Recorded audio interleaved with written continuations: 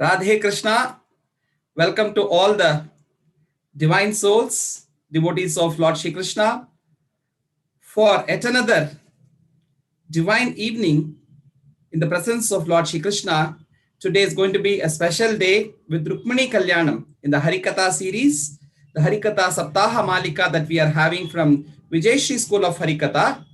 And today we're going to have yet another Sishya from Vijayshri School of Harikatha, Kumari Tarunya, who is going to present us Rukmini Kalyanam, which is a very important aspect of the Jivatma joining the Paramatma Shri Krishna. Due to some technical difficulties, we have changed the platform from the usual Zoom webinar to this platform. So I welcome you all on behalf of Adhyatma Yoga, Advait Academy, and Vijayshri School of Harikatha and all the collaborating partners. Kumari Tarunya Swaminathan is a student of Vijayshri School of Harikatha and has been having this training from Srimati Vishaka Hari. She was introduced to Carnatic music at a very young age by Sri Kannan. She underwent further training under Kalaimamani, Srirangam Ranganathan, and Srimati Jyotirmayi and Srimati Vijaya as well. She is currently under the tutelage of Puduvai Kalaimamani Dr. V. V.S. Balamurali, and also guided by Vidwan B. Umashankar. Tarunya is an engineering graduate and currently works for an IT company. She has received numerous awards and prizes in many singing competitions. And we are glad to have Kumari Tarunya to be with us on this occasion of the Global Festival of Divinity in Humanity to speak and to sing on the traditional form of Harikatha on Rukmini Kalyanam. Here we also have Rukmini and Krishna ready for the wedding. And today the next talk is going to be on Sri Krishna in Sri Ramakrishna. So Ramakrishna Paramahamsa is also ready to witness the Rukmini Kalyanam. With this introduction, I welcome Kumari Tarunya. Radhe Krishna. Radhe Krishna. Yes, Tarunya, we are all eager to hear you. I welcome all the participants who have joined us. Radhe Krishna.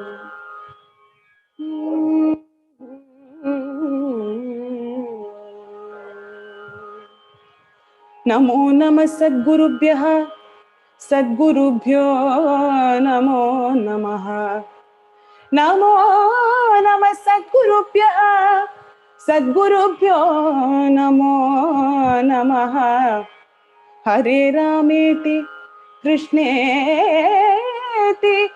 नाम संकीर्तनं सदा लोकक्षेमाय कुर्वन्तं प्रेमिकं सद्गुरुं भजे प्रेमिकं सद्गुरुं भजे प्रेमिकं सद्गुरुं भजे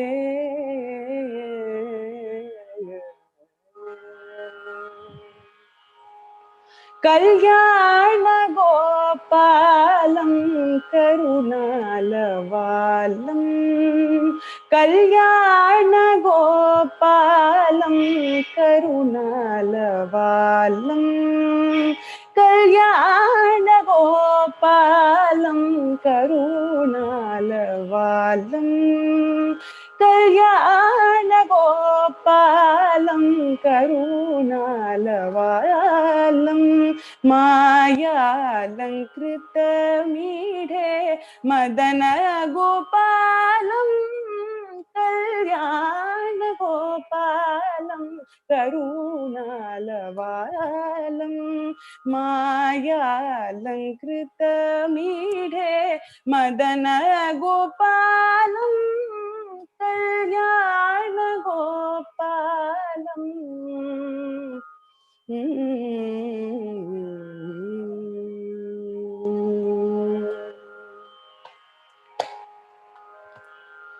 अमर नारी गीतम् आगमविदितम् अमर नारी गीतम् आगमविदितम् अमर नारी गीतम् आगमविदितम् अमित भाग्योपेतम् आश्रयेऽनन्तम् अमित भाग्योपेतम् आश्रयेऽनन्तम् कल्याण गोपालं करुणालवालं मायालङ्कृतमीढे मदन गोपालं कल्याण गोपालम्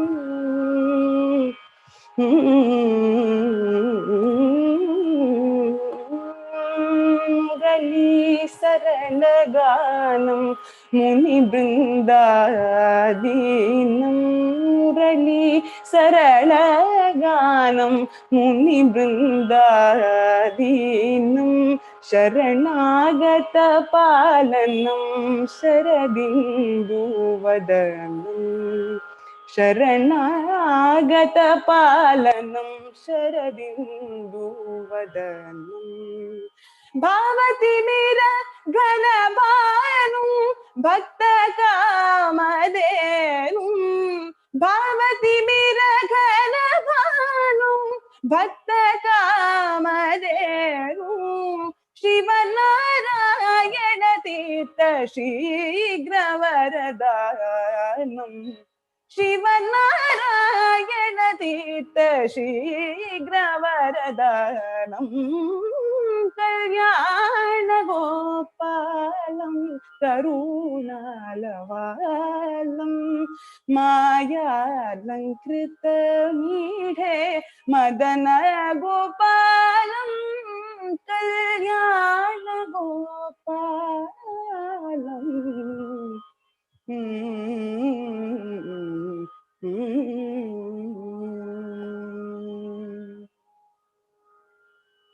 With the blessings of Srimati Vishaka Harimanni, my Harikatha Guru, and with the blessings of all my Sangeeta Gurus, I have been granted the privilege to recite Rukmini Kalyanam on this auspicious day. Let us all drench ourselves in the Shravanananda of Rukmini Kalyanam.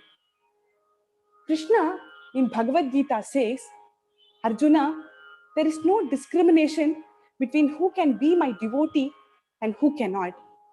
Irrespective of a person's birth, his religion or gender, his economic background or education or social background, health or wealth, irrespective of all these factors, each and every being has the right to be my devotee and offer their true prayers to me.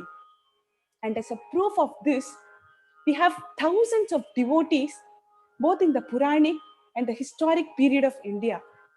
For example, we have Kabir Dasa, who, in spite of belonging to a different religion, was a great devotee of Rama.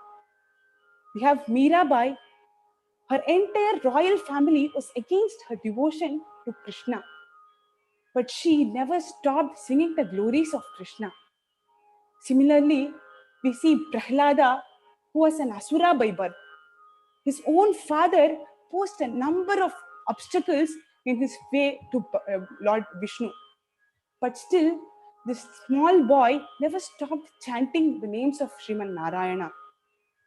Similarly, Bhagavatam introduces us to another Asura. His name is Vritrasura. This Vritra was a powerful and a ferocious Asura, seeing whom all the Devas were baffled. They all ran to Lord Vishnu and they are pleading him to tell them a way to kill Vritrasura.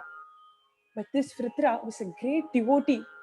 Shri Anna says, his heart was just like that of a gopi. And he says, Vajayata paksha iva mataram khagaha Stanyam yata vatsataraha kshudhataha Priyam priyeva Priyam priyeva vyoshitam vishayena Manoravindaksha Aravindaksha Aravindaksha Aravindaksha Didrikshate Tvam. Hey Aravindalochana, hey lotus-eyed Vishnu, I'm like this small bird which hasn't even developed wings to fly along with its mother. I'm like the small calf which is tied to the cowshed. It is not able to untie itself, relieve itself from that bonding and run away to its mother. Similarly, I don't have the capacity to fly until you. I don't have the capacity to relieve myself of all the material bondings of this world. So it is you who has to come to me, shower your grace upon me, and accept me as your devotee and make me serve you all my life. Priyam Priyeva Vyushitam Vishanna. Just like a lady who is so in love with her husband and he has gone for a very distant place, she's not able to bear this separation and she's forgetting to even eat or sleep. And in that state, she's not able to think of anything else other than him.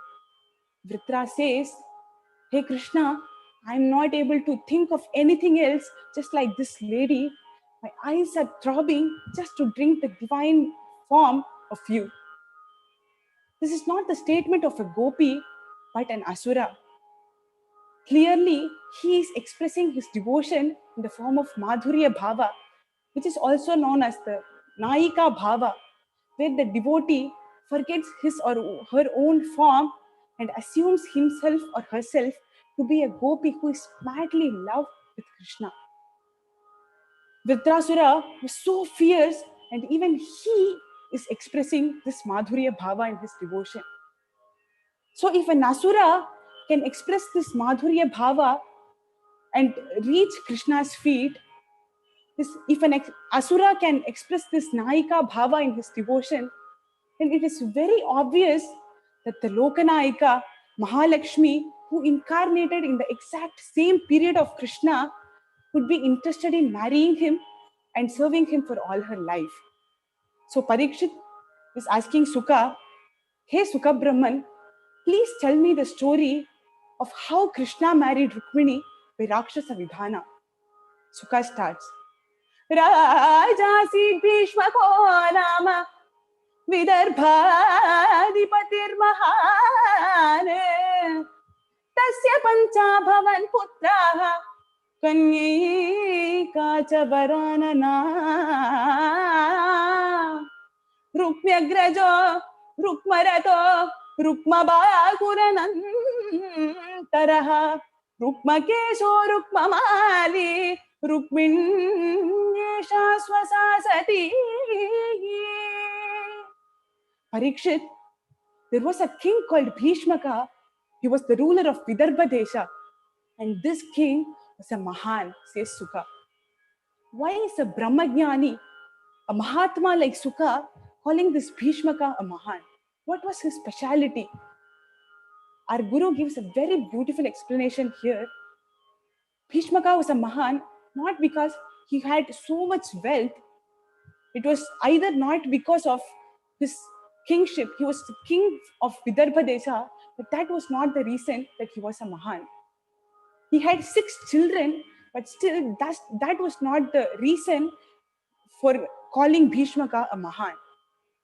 So what made him a Mahan was the entire world, each and every one of us is craving for the faint glance, for the kataksha of one lady who is the daughter of Kshirabdhi, who sits on the 1,000-petaled lotus. Pankajamalar valarannaye kadai kanpar.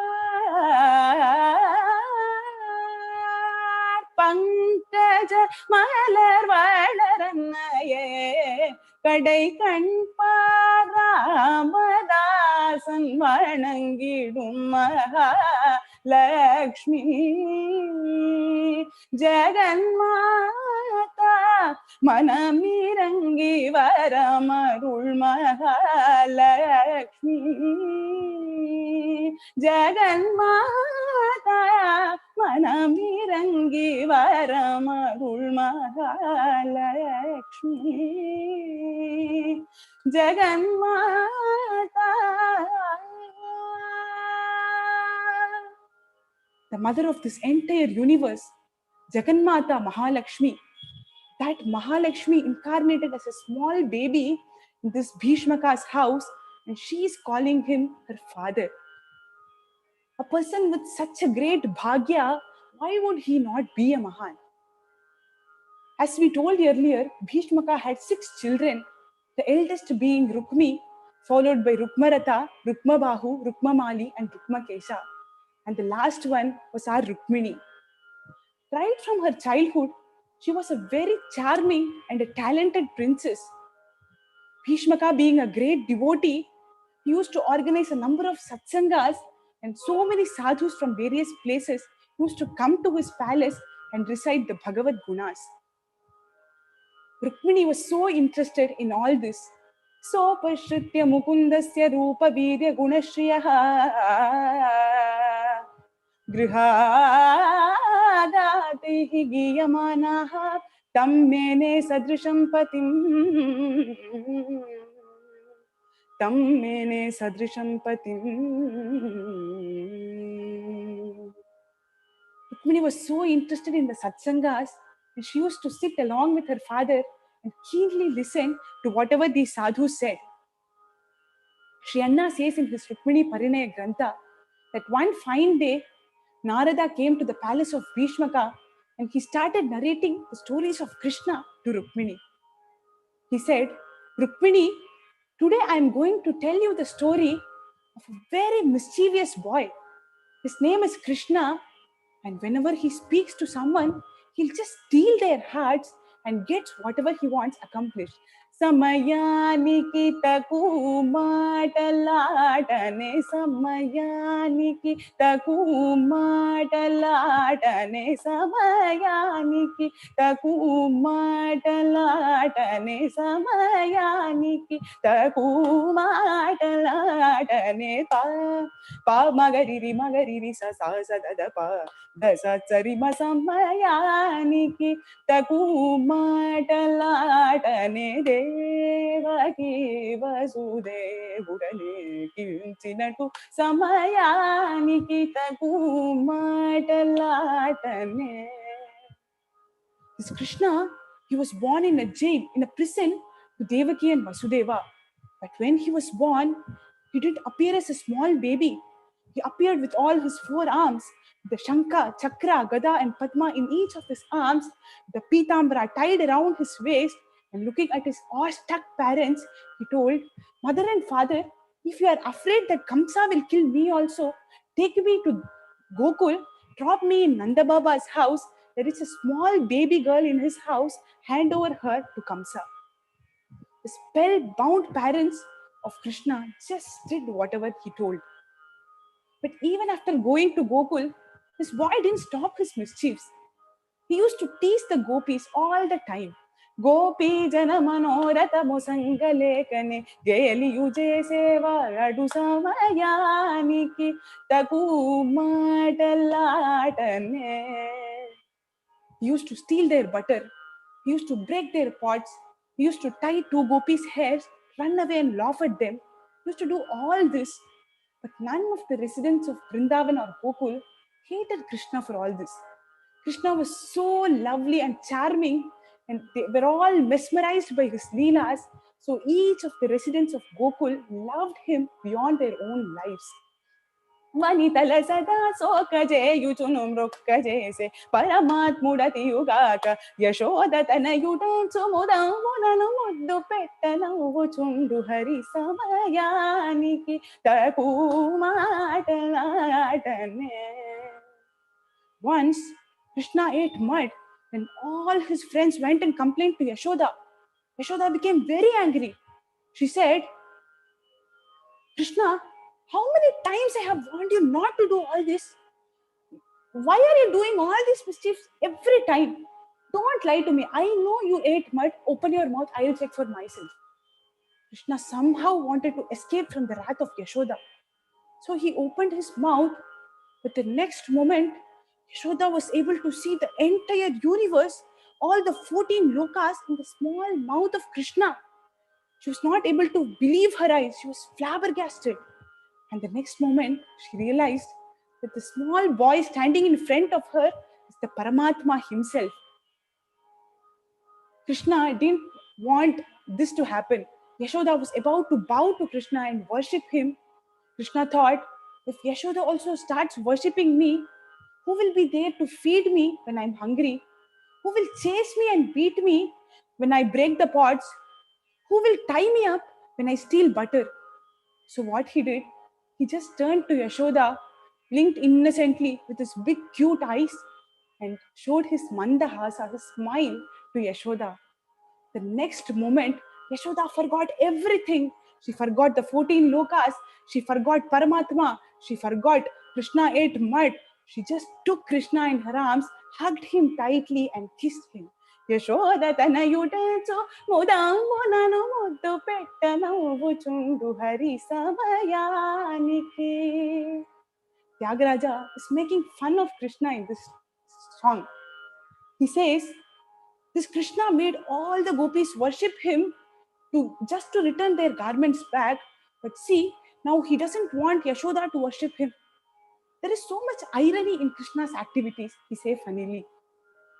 But Even after 5,000 years of his birth, we all are celebrating Krishna's Janmashtami in a very grand manner. We are organizing satsangas, listening to the same stories which we know already. But even if we listen to these stories for the 100th time, it never bores us. That is the charm of Krishna's Leelas. So if this is the situation after 5,000 years, just imagine how Rukmini would have felt when she was hearing all this, when Krishna was sitting right there in Dwaraka and ruling it. She was so delighted. She was in a state of ecstasy, and she thought, I'll, if I should marry someone, that would only be Krishna and no one else. Bhishmaka was very well aware of Rukmini's love towards Krishna. So one fine day, he called all his chiefs and ministers and gathered a sabha, and he announced, respected chiefs and ministers of Vidarbha, my daughter Rukmini has attained the age of marriage, and I would like to give her hand in marriage to Dwarakadish Krishna.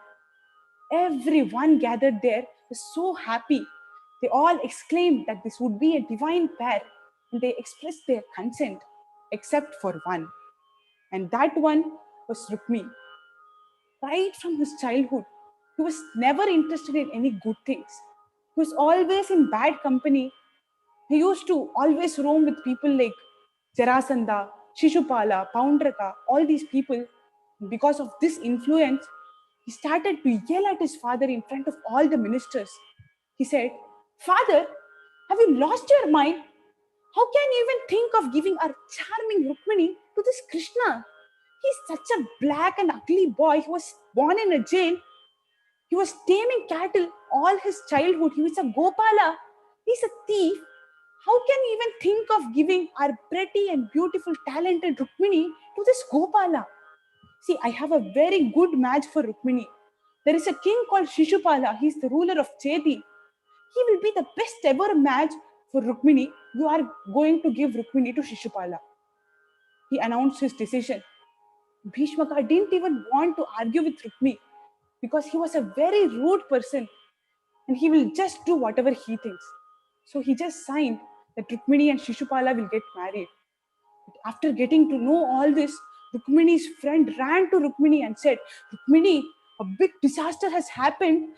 Your father was willing to get you married to Krishna, but your brother interrupted and they have decided that you will be marrying Shishupala, the king of Chedi.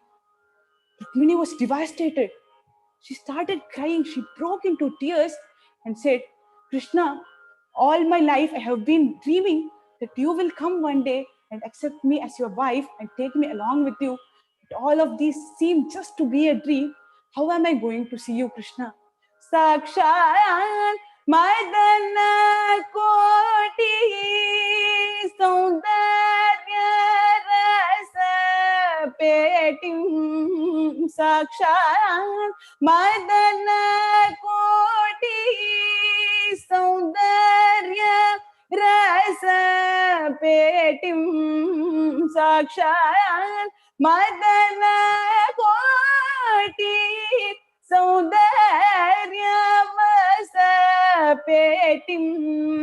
वीक्षेऽहं कदा गोपालमूर्तिं वीक्षेऽहं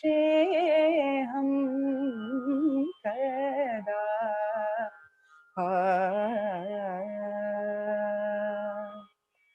सरल मुरली गीत सरस सुधा लकरी सरल मुरली गीत सरस सुधा लकरी निरत नारायण तीर्थ निर्मल मानस हम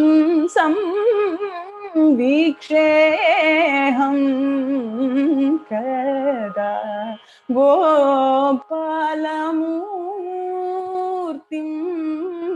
वीक्षेऽहं कदा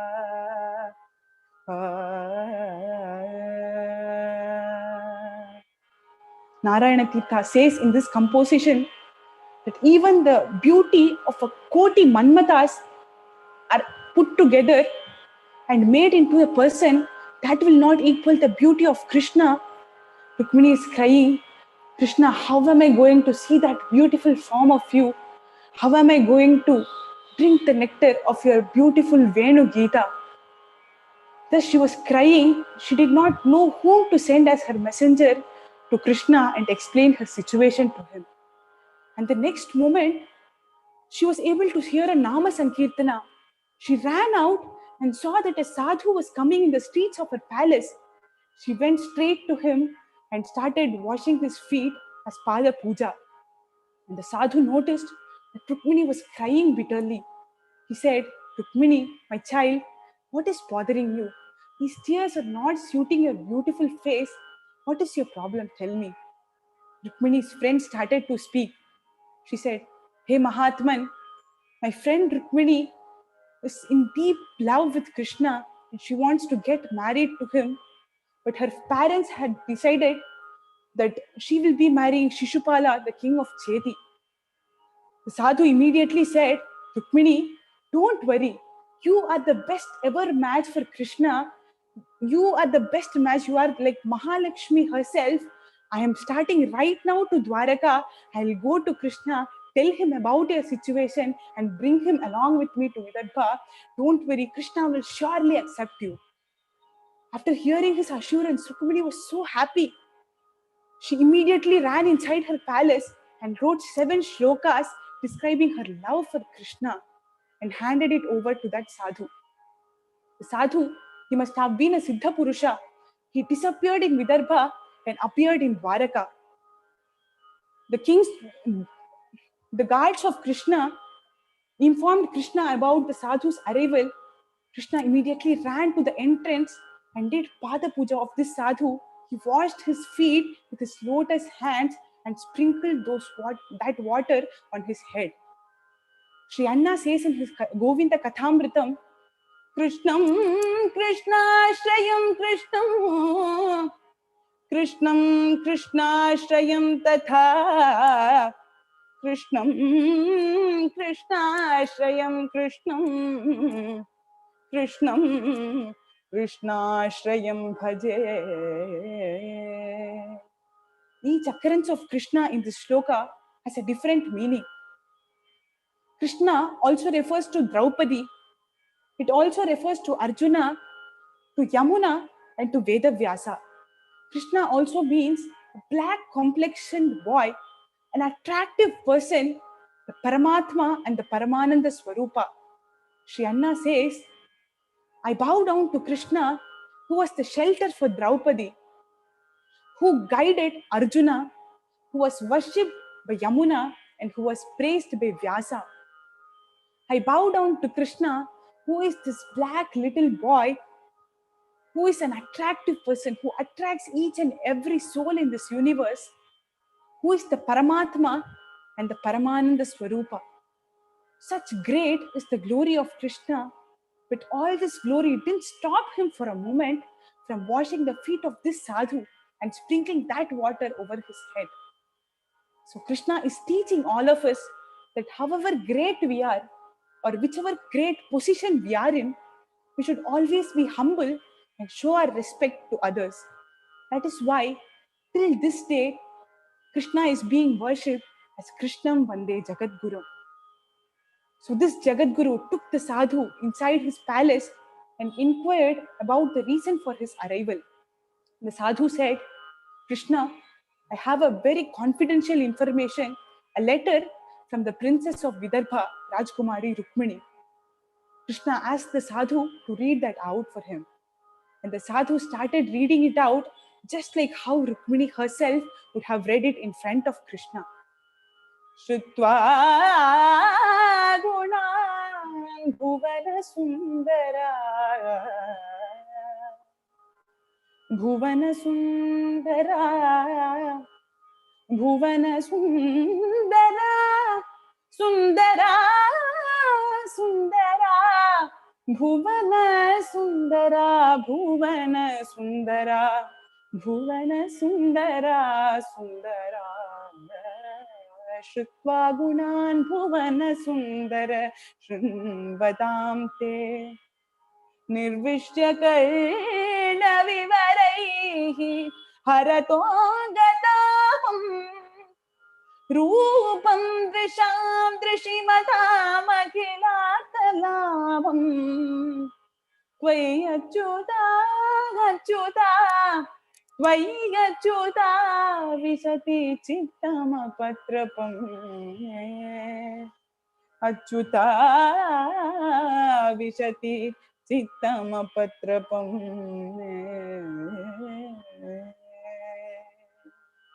Such a beautiful name Rukmini is using to address Krishna. Bhuvana Sundara. Shri Anna gives a number of vyakhyanas, meanings to this one name. The most beautiful man in this entire universe is Krishna. So he is Bhuvana Sundara. The entire universe is getting its beauty from the Antaryami, who is Krishna. So he is Bhuvana Sundara. Bhuvana in Sanskrit also refers to water. Just like water, Krishna is so pure, so soothing and clear for all his devotees. So he is Bhuvana Sundara. Krishna constructed the mighty city of Dwaraka in the middle of the ocean. So he is Bhuvana Sundara. He did all his childhood plays in the banks of Yamuna. He was the ruler of Ayodhya in the banks of Sarayu. He is lying in the 1,000-headed Adisesha in the middle of Kshirabdi. So he is Bhuvana Sundara. Sri Muthuswami Dikshitar says, Hey Bhuvana Sundara, Hey Saundara Raja, you are the king of all beauties. You are the Saundara Raja. And I seek shelter in your lotus feet. Saundara Rajam Ashaya Shri Saundara Rajam Ashaya Gaja Brindavana Saranga Varadarajam Saundara Rajam Ashaya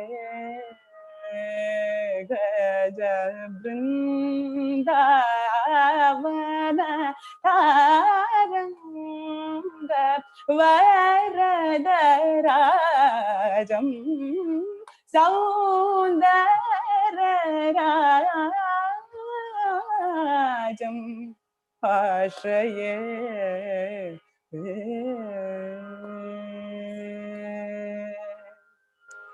Nanda Nandana Rajam Nagapatana Rajam Sundari Rama Rajam Suravinutamahi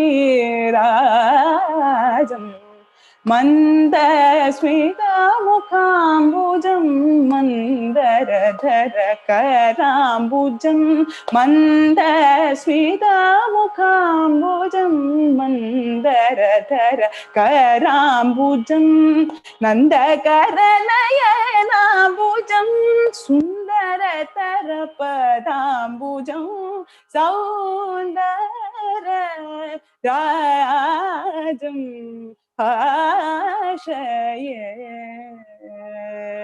Gaja Brindavana Saranga Varadarajam Saundararajam Ashaya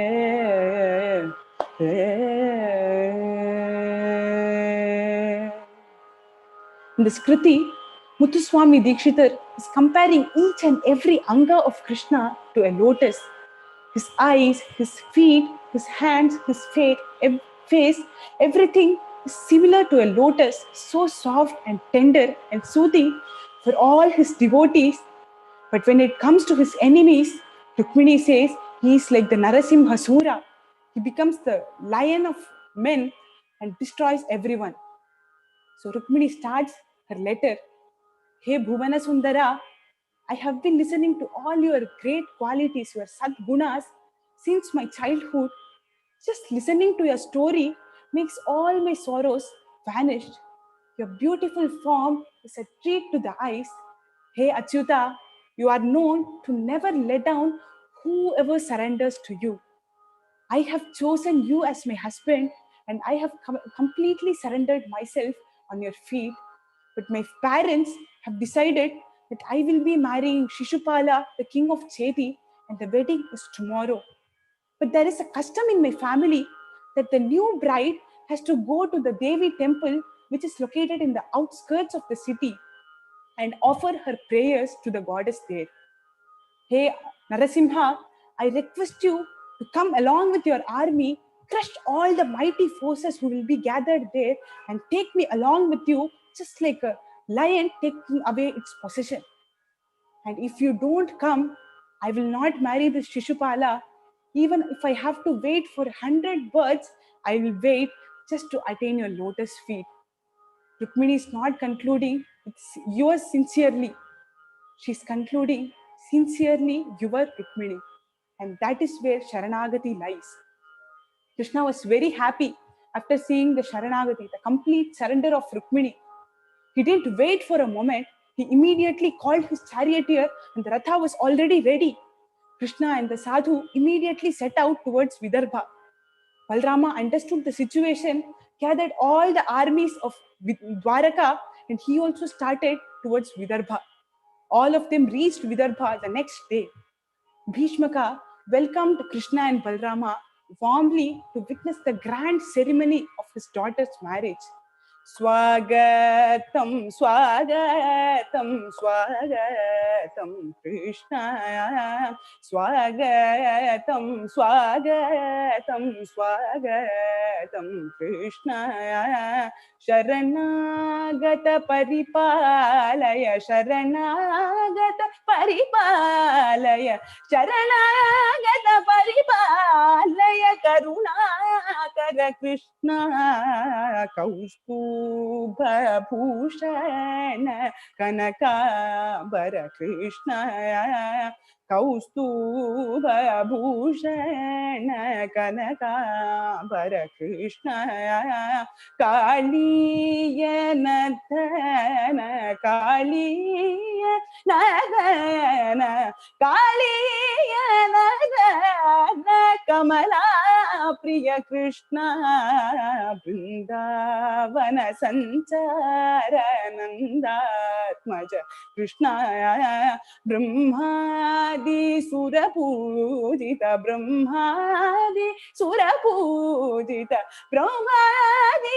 Surapujita, Premika Krishna, Swagatam, Swagatam, Swagatam, Krishna, Sharanagata Paripalaka, Sharanagata Paripalaka, Sharanagata Paripalaka, Karunakara Krishna, Swagatam, Swagatam, Swagatam, Krishna.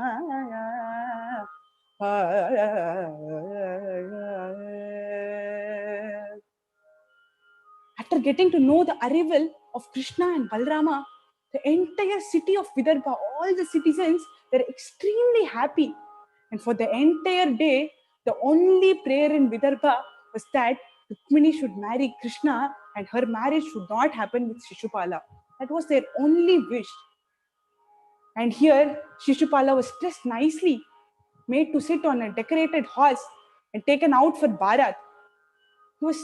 The horse was going in the streets of Vidarbha, and suddenly he started to shiver from top to toe because he had noticed Krishna and Balrama on the way.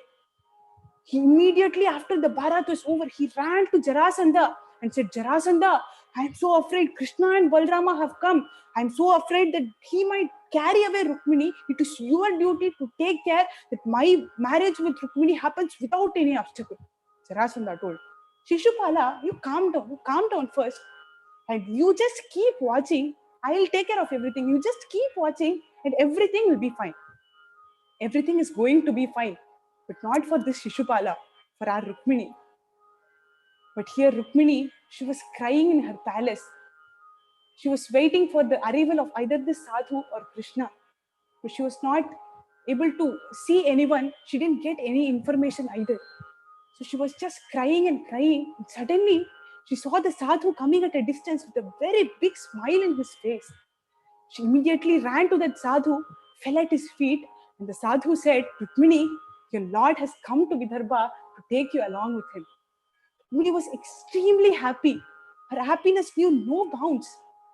She was not able to understand what to give in return to this sadhu who brought Krishna himself to her. So she just bowed in front of him out of reverence. What else can we give to the Guru who shows us the Paramatma himself? Rukmini went inside her palace and started to get ready for the procession to Devi temple. She adorned herself with all Divya Abhushanas, divine and auspicious ornaments. She wore, she wore royal garments surrounded by her mother, her friends, so many court musicians, and a number of soldiers. She set out towards the Devi temple. A number of kings, along with their armies from kingdoms like Angadesha, Vangadesha, Kalinga, Kulinga, Gurjara, Saurashtra, so many kingdoms had arrived at the entrance of the temple along with their armies because they were anticipating a war. Since there was Krishna there, Jarasandha was there, Rukmini is here, they all were predicting a war because all of them were born enemies. So they were all ready to fight a battle. Rukmini went inside the temple. She offered her prayers to the goddess. Namasye Twambike Bhikshtam Swasantana Yutam Shivam Bhuyat Patir Me Bhagavan Krishnastadhanumodata Krishnastadhanumodata. She prayed that her marriage with Krishna should happen without any obstacle. After the pujas were over, she came out of the temple holding her friend's hand. She was walking slowly, just like a beautiful swan. Shri Anna says, Leela Lola Lola Lolamba Netri. Her eyes were rolling here and there, searching for Krishna. There were so many kings gathered there. Rukmini didn't want to see all of them. So she just adjusted a few strands of her hair and looked in that direction. And the next moment, she saw Krishna standing in his chariot. And as soon as Rukmini saw Krishna, his chariot came within the wink of an eye at the entrance of the temple. Krishna jumped out of the chariot, carried away Rukmini, mounted her in his chariot, and the Ratha flew away to Dwaraka. Tarkshatwajam daruka choditam ratham भैष्म्या समागति Devaki सुते भग्नो भवस्तत्क्षणमेव सुस्थिरो मनोरथश्चेति नृपात्मजस्य च. Krishna's Ratha was rapidly moving towards Dwaraka, and here, with the same speed, Shishupala's Manoratha was shattered into pieces. All the kings gathered, ran behind Krishna's chariot, but the mighty army of Dwaraka blocked all of them and they were all defeated. They all went to Shishupala to offer him their condolences. Shishupala became very angry. He went straight to Rukmi and shouted at him. Rukmi pledged that he will not return to Vidarbha unless he defeats Krishna and brings back Rukmini. He collected all his soldiers and went in search of Krishna. A big, fierce battle happened between the Dwaraka Sena and the army of Vidarbha. Rukmi was badly defeated. Krishna tied him to the wheels of his chariot and deformed him completely. Rukmini and Balrama pacified Krishna and pleaded him to release Rukmi. Rukmi was let loose, and this trio, Krishna, Rukmini, and Balrama, reached Dwaraka. All the citizens of Dwaraka were extremely happy to see their beautiful Rukmini and their victorious Krishna. They were all extremely happy at Krishna's victory, and Rukmini Apaharana became the talk of the town for the next few days in Dwaraka. Gargacharya decided an auspicious day for the marriage of Krishna and Rukmini, and the preparations for their marriage kicked off in Dwaraka. Dwaraka Nagari Madhye Sahasrastamba Mandape Ratna Simhasanarudham Sakalatram Jagusura.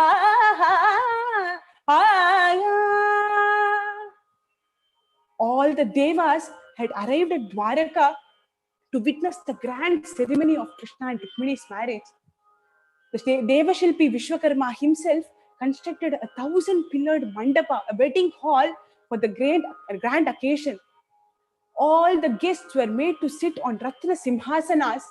Our Rukmini and Krishna were dressed beautifully. Gopala Ratna himself was wearing Ratna-studded jewelry. Hiranmayi Lakshmi was herself wearing golden abhushanas, ornaments. Both were dressed with fine and royal garments, and both of them were made to sit in the Vivaha Mandapa.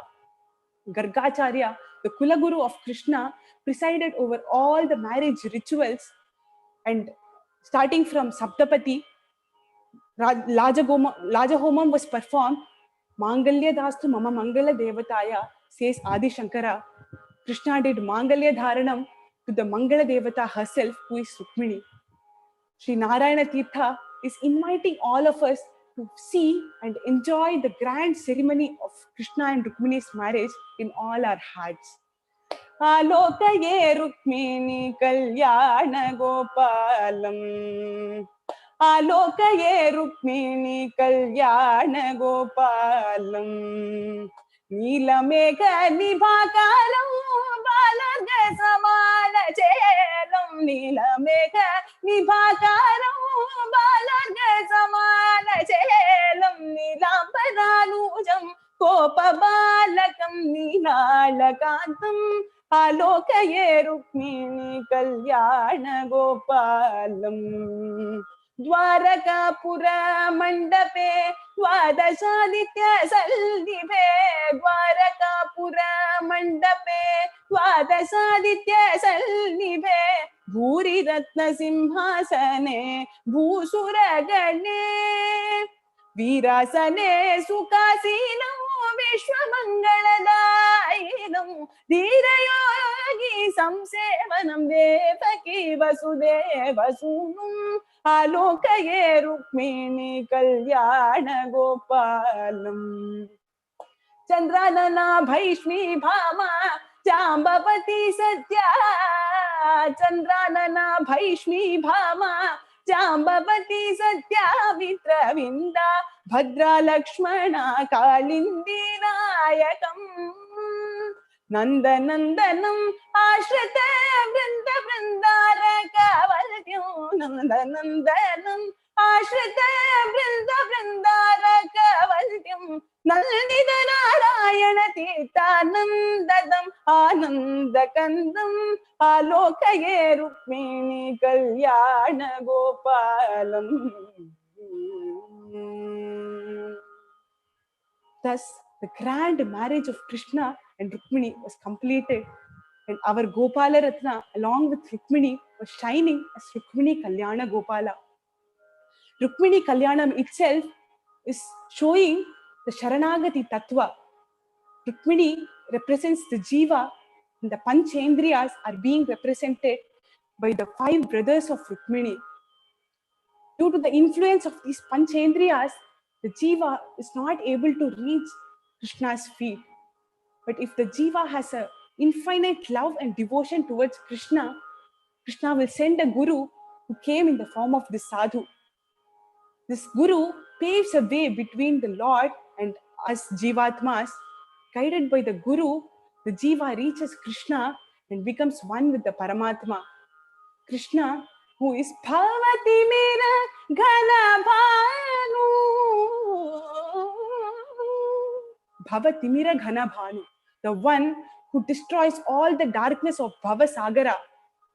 that Krishna will take us out of this whirling, ever never-ending cycle of births and deaths and accept us all in his feet. May all of us who listen to Rukmini Kalyanam be bestowed with Guru Kripa and Bhagavad Kripa in abundance. Namo Namah Sadgurubhyah Sadgurubhyo Namo Namaha Namo Namah Sadgurubhyah Sadgurubhyo Namo Namaha Pavamana Sutudu Padu Padana Vinamulaku Ninama Rupamulaku Nitya Jaya Mangalam Rajiva Nayana Rajani Vinutamaina Ninama Rupamulaku Nitya Jaya Mangalam Jayamangalam Jayamangalam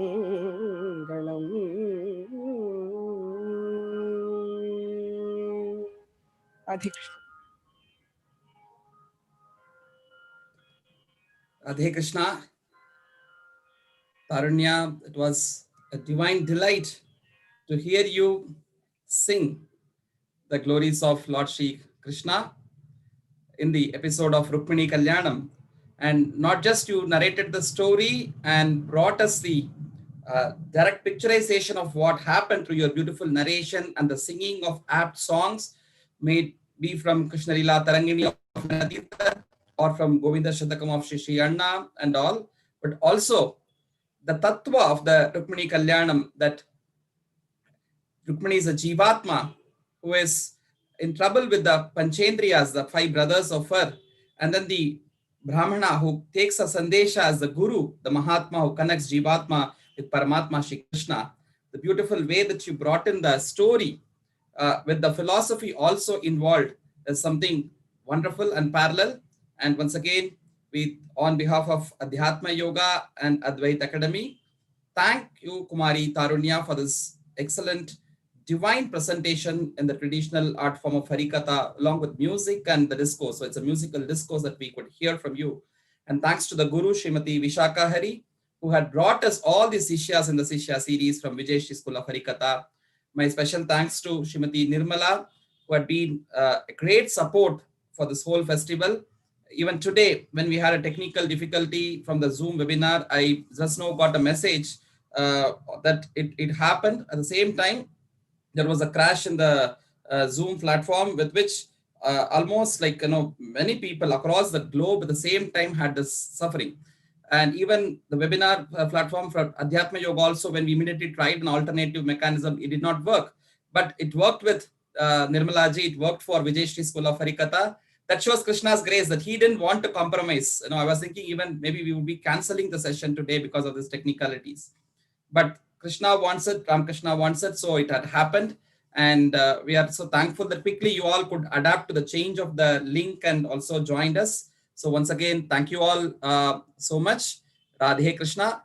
And we now move on to the next important session of today by Srimad Swami Shantatmananji Maharaj, who is going to speak on Shri Krishna in Shri Ramakrishna.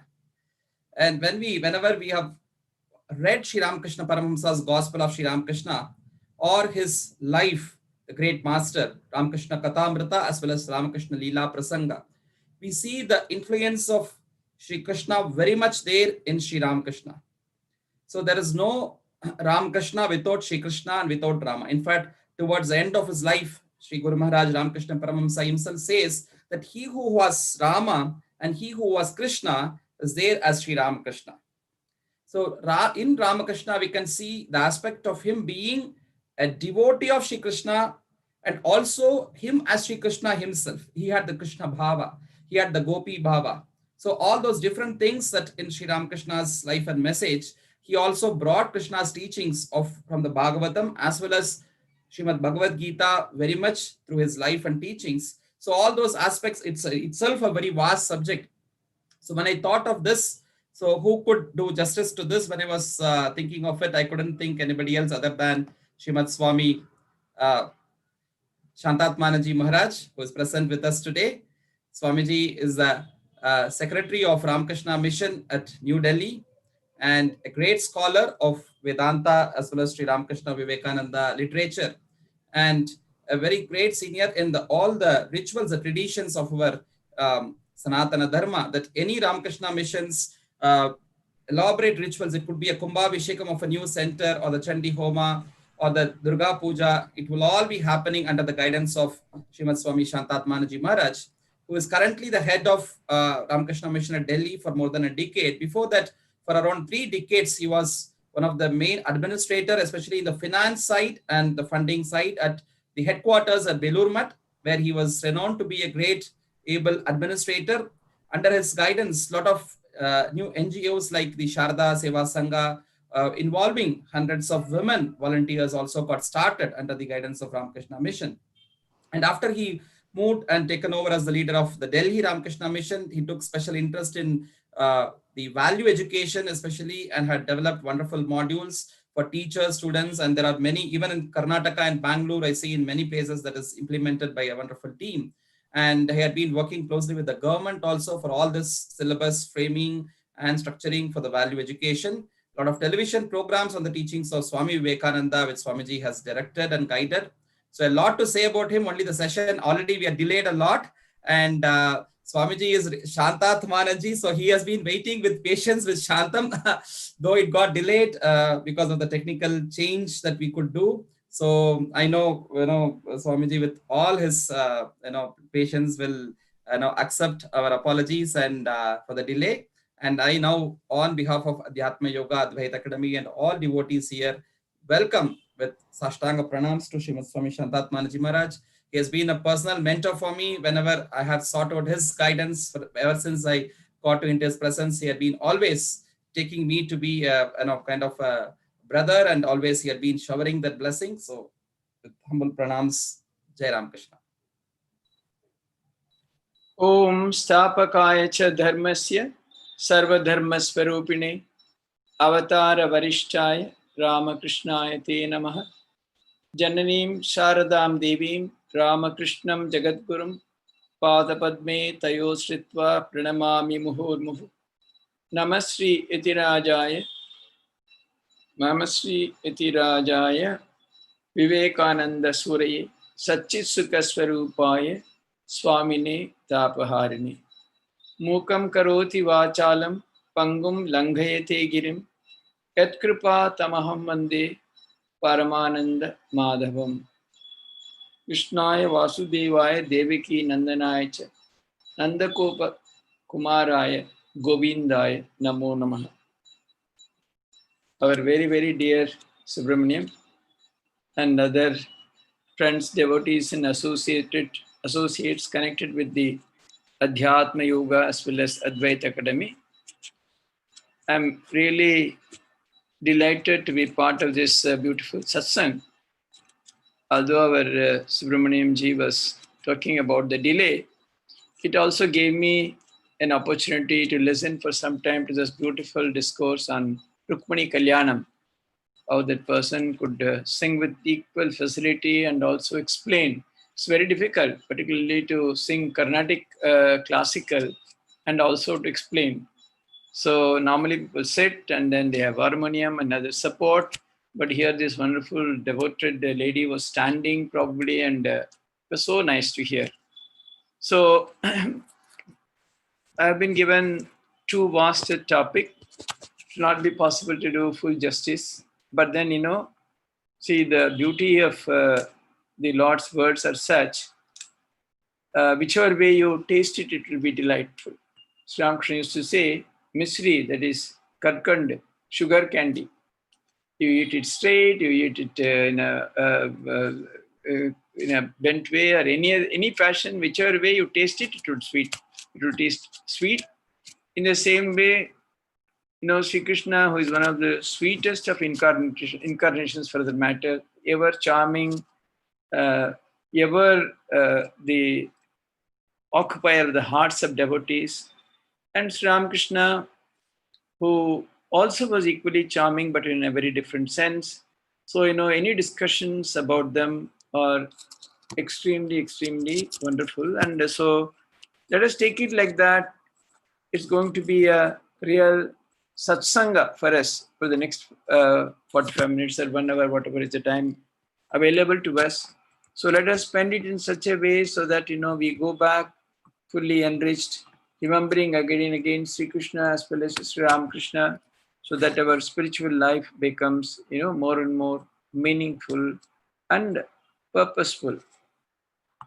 Now, the Gita itself clearly gives out the purpose of an avatara, that is, God coming down to earth for the redemption of mankind in general.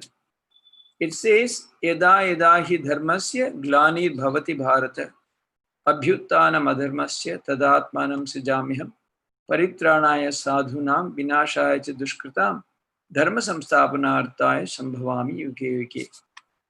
I reincarnate again and again on earth for the destruction of the wicked and for the redemption of the noble. And whenever there is the ascendancy of adharma and the decline of dharma, I incarnate on earth. So that is how the idea of Sri Krishna coming on earth. So if you look at the time Sri Krishna's advent on earth, the scene was again ripe. There were two cousins, the Kauravas and the Pandavas, and a huge fight was about to erupt between these two cousins and their huge armies, so to say. That's because Duryodhana had really usurped or appropriated all the properties, everything belonging to the Pandavas, and was not willing to part with anything. So naturally, the scene was quite ripe for the advent of the Supreme Lord on earth to restore again Dharma. That's why, the first sloka in the Bhagavad Gita is Dharma Kshetre Kurukshetre Swamaveta Yutsava. It was a Dharma Kshetra, although it was a war, Kurukshetra, it was essentially for the establishment of Dharma. That is why Sri Krishna came on earth.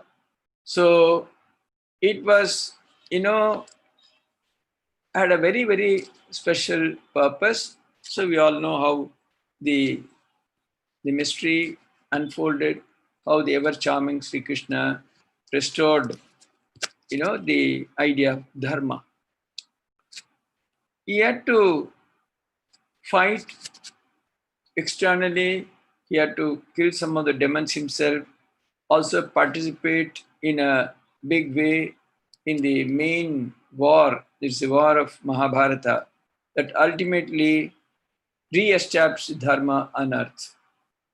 Again, if you look at the life of Sri Ramakrishna, there was also a special purpose for his advent on earth. When he came, Hinduism was at its nadir, so to say. There were huge other influences. Even some of the great intellectuals of the time, they were criticizing the main ideas of Hinduism.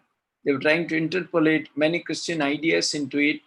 People like the Brahma Samaj founders, Keshav Chandra Sen and many others, they were trying to say that many of the practices of Hinduism were archaic and absolutely meaningless considering the time. They said that image worship, etc., should be absolutely abolished and so on. So, in an atmosphere where there was an ascendancy of adharma, not in a sense where wars were about to erupt, it was more a war of the mind, the mental wars, where people rooted in tradition were pitted against a large number who were trying to deviate, were trying to go away from the basic tenets of Hinduism. So Hinduism had to be re-established. Its glory had to be re-established. And it was that time really Sri Ramakrishna came on earth. So there is a great purpose and meaning. If you read his life carefully, you'll understand how Sri Ramakrishna worked in an extraordinary manner to establish Hinduism. Because during the time of Bhagavad Gita also, there are slokas in Bhagavad Gita where Sri Krishna harmonizes the different aspects of human endeavor in the realm of spirit. So there is an idea of harmony of religious ideas in the Bhagavad Gita, but this was an additional purpose of the advent of Sri Ramakrishna, because by that time there were several other established religions in the world. So yet another wonderful purpose of Sri Ramakrishna was to bring about a harmony of religions. Of course, this is very much in the ancient Indian idea, Hindu idea, where it says, Ekam Sat Vipra Bahudha Vadanti. The truth is one, sages call it variously. But then for someone to give a practical shape, not mere statement, actually to live that life of harmony, and show to the world that they are all really one and the same in a sense, at the level of experience, at the level of anubhuti. So Sri Ramakrishna, although he was born in a very orthodox Hindu Brahmin family, yet he practiced the religious traits, the religious observances of Christianity, Islam, etc.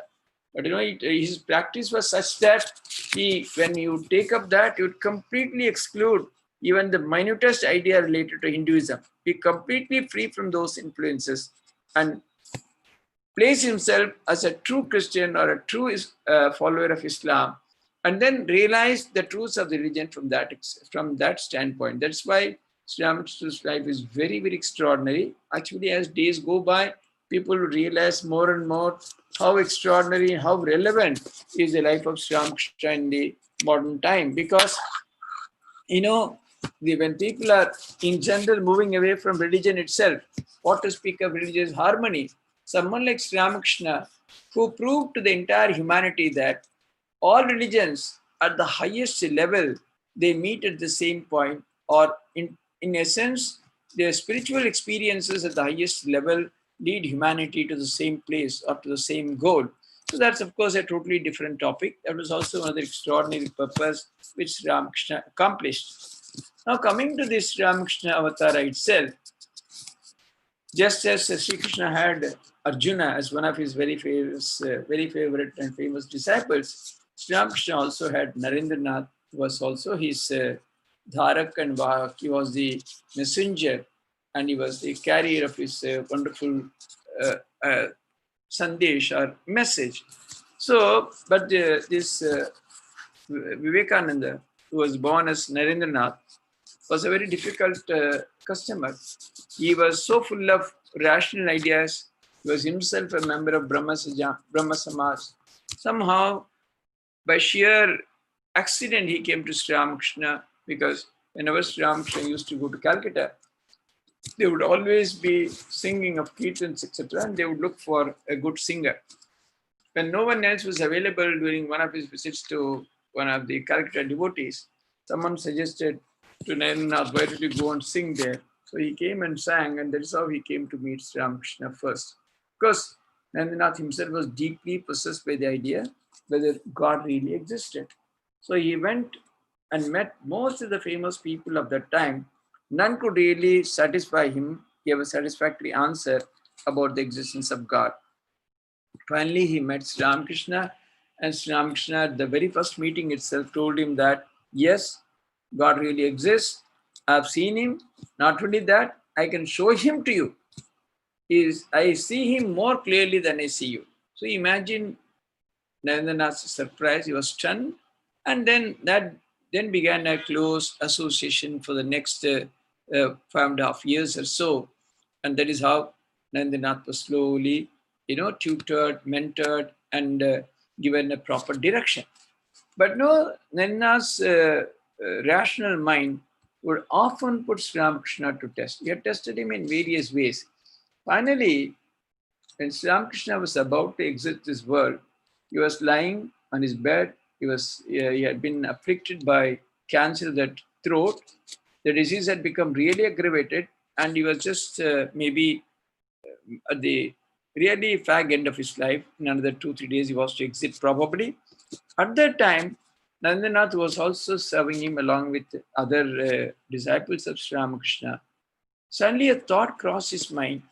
Now, at this time, if Sri Ramakrishna says who he is, then I would really believe him. Because, during the last stages of Sri Ramakrishna, particularly the last 1 or 2 years, there were close devotees of him who were clearly declaring him to be an avatara. God descended on earth. They had, marshaled several arguments, several proofs, etc. There were huge incidents in Sri Ramakrishna's life where it was clearly proved that he was not an ordinary person. His life was extraordinary, of extraordinary spiritual dimensions. So Swamiji, later on he became Swamiji, at the time he was only Narendranath. Narendranath thought that if he can really say who he is, then I will really believe him. Instantaneously, Sri Ramakrishna answered, Naren, even now there is disbelief in your mind. He gathered all his strengths and said, he who came as Rama, he who came as Krishna, he is Ramakrishna in this body. But he told him, but not in your Vedantic sense. So, according to Vedanta, Sarvam Khaluidam Brahman, everything is Brahman, one consciousness. Whereas Rama, Krishna, Ramakrishna, you, me, everything, all of that consciousness are Brahman. So there is no difference. But Ramakrishna clearly said, not in a Vedantic sense. That means he clearly declared that the Ramavatara and the Krishna Avatara came together in Jesus Ramakrishna Avatara. So Narendranath was stunned.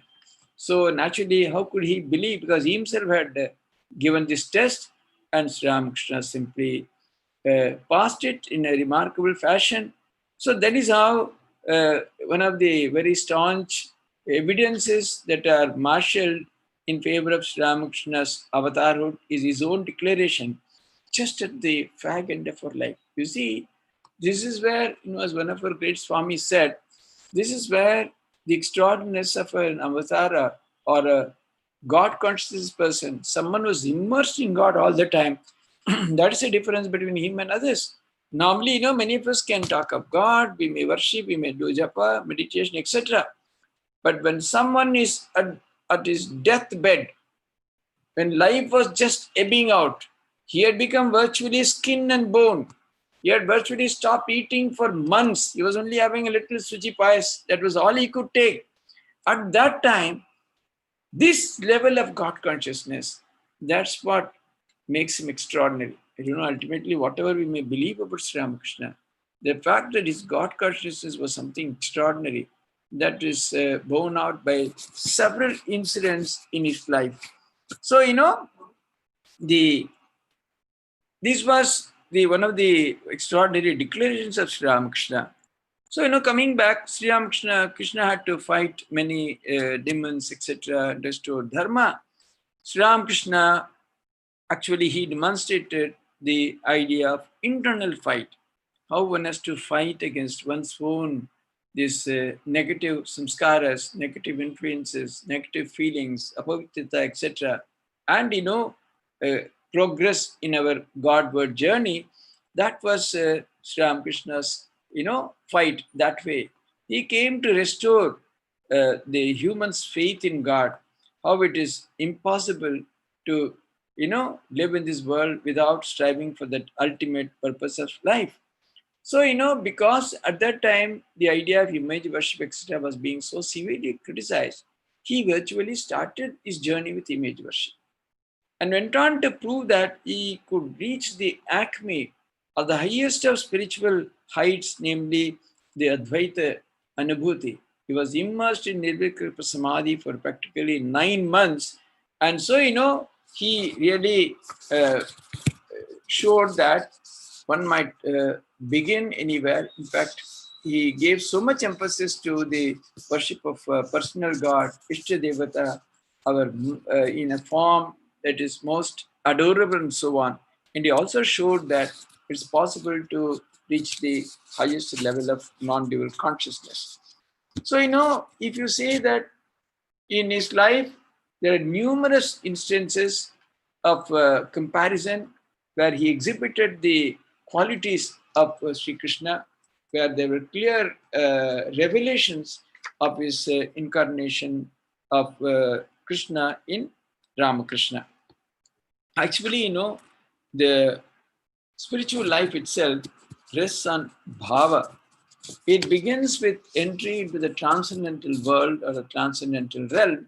So, let's first understand, look at some of these incidents where, one can normally, people think that we are very rational and we tend to question and all that. But, just let us look at some of these incidents and draw our conclusions as to why this statement of Sri Ramakrishna that in his body was both Rama and Krishna, at least the Krishna part of it, how it is justified to some extent. Let us see some of the instances. There was a very close devotee of Sri Ramakrishna called Navagopal Ghosh. It's somewhere in the Howrah area. His house is still there, and there are his descendants are still there. He was a devotee. So one day, Sri Ramakrishna had been invited there. Whenever he comes, it always used to be a mirth of joy, constant singing of the Lord's name, kirtan and dance and so on. So it was all happening in a marvelous way. And then, at the height of those singing, Ramakrishna suddenly, became transfixed. He simply transported himself to a transcendental realm. He assumed literally the form of Krishna, and with a flute in his hand, he was standing there absolutely motionless like a statue. So many were present there, but only Navagopal Ghosh alone could see that extraordinary luminosity in the form of Sri Krishna. So, the Lord always reveals himself to the devotees the way they like to see him, the way they like to adore him. So, this Navagopal Ghosh was a great devotee of Sri Ramakrishna. And because he had also devotion for Krishna, Sri Ramakrishna wanted to reveal his Krishna aspect to him. Many were present. They all saw. They were deeply impressed by Sri Ramakrishna's that transcendental state. But this Navagopal Ghosh saw that he was, the spiritual aura or glow in the face of Sri Ramakrishna was specially noted by him. The same day, his wife, Nistarini Devi, was also greatly devoted to Sri Ramakrishna. Before this incident happened, they were in the first floor. He had a picture of Sri Radhakrishna in her hand, and he told Sri Ramakrishna that he wanted to have the vision of the Lord. So that very evening, Sri Ramakrishna, after some time, gave her that opportunity. She also had that darshan. So immediately Sri Ramakrishna asked, "Are you satisfied?" But the Nistarani Devi said, "I want to see you as Radha Krishna." And Sri Ramakrishna said, "For that you'll have to wait." Then, Swami Vijnananda, he was one of the direct disciples of Sri Ramakrishna. Sri Ramakrishna once told him, "I played with cowherd boys, girls, and gopis, etc. in Vrindavan." This Vijnananda also was not really understanding the Radha Bhava of the Raslila. Sri Ramakrishna, by his divine vision, made him understand that. Similarly, Swamiji, Narendranath, was also not very clear about what is the aspect of Radha. Again, Sri Ramakrishna revealed to him through a transcendental experience what it was. Atul Ghosh was Girish Ghosh's brother. Once he came to visit Sri Ramakrishna during his last days, and Sri Ramakrishna was lying very seriously ill at the Kashipur garden house. It was around night 10:30. He somehow got in, went upstairs to see Sri Ramakrishna, and within a few minutes, he was stunned by what he saw. The place where Sri Ramakrishna was lying down, he saw on one side, on the right side, the form of Krishna, on the left side, the form of Radha. Then he was so stunned, he was speechless, and Sri Ramakrishna said, "You go down now, you send others." So then Sri Ramakrishna was back to his normal self. So like that, there were many instances where he had revealed himself as Radha and also some places as Krishna. But some of his most famous revelations were as young Gopala. There was a great lady by name Aghoramani Devi.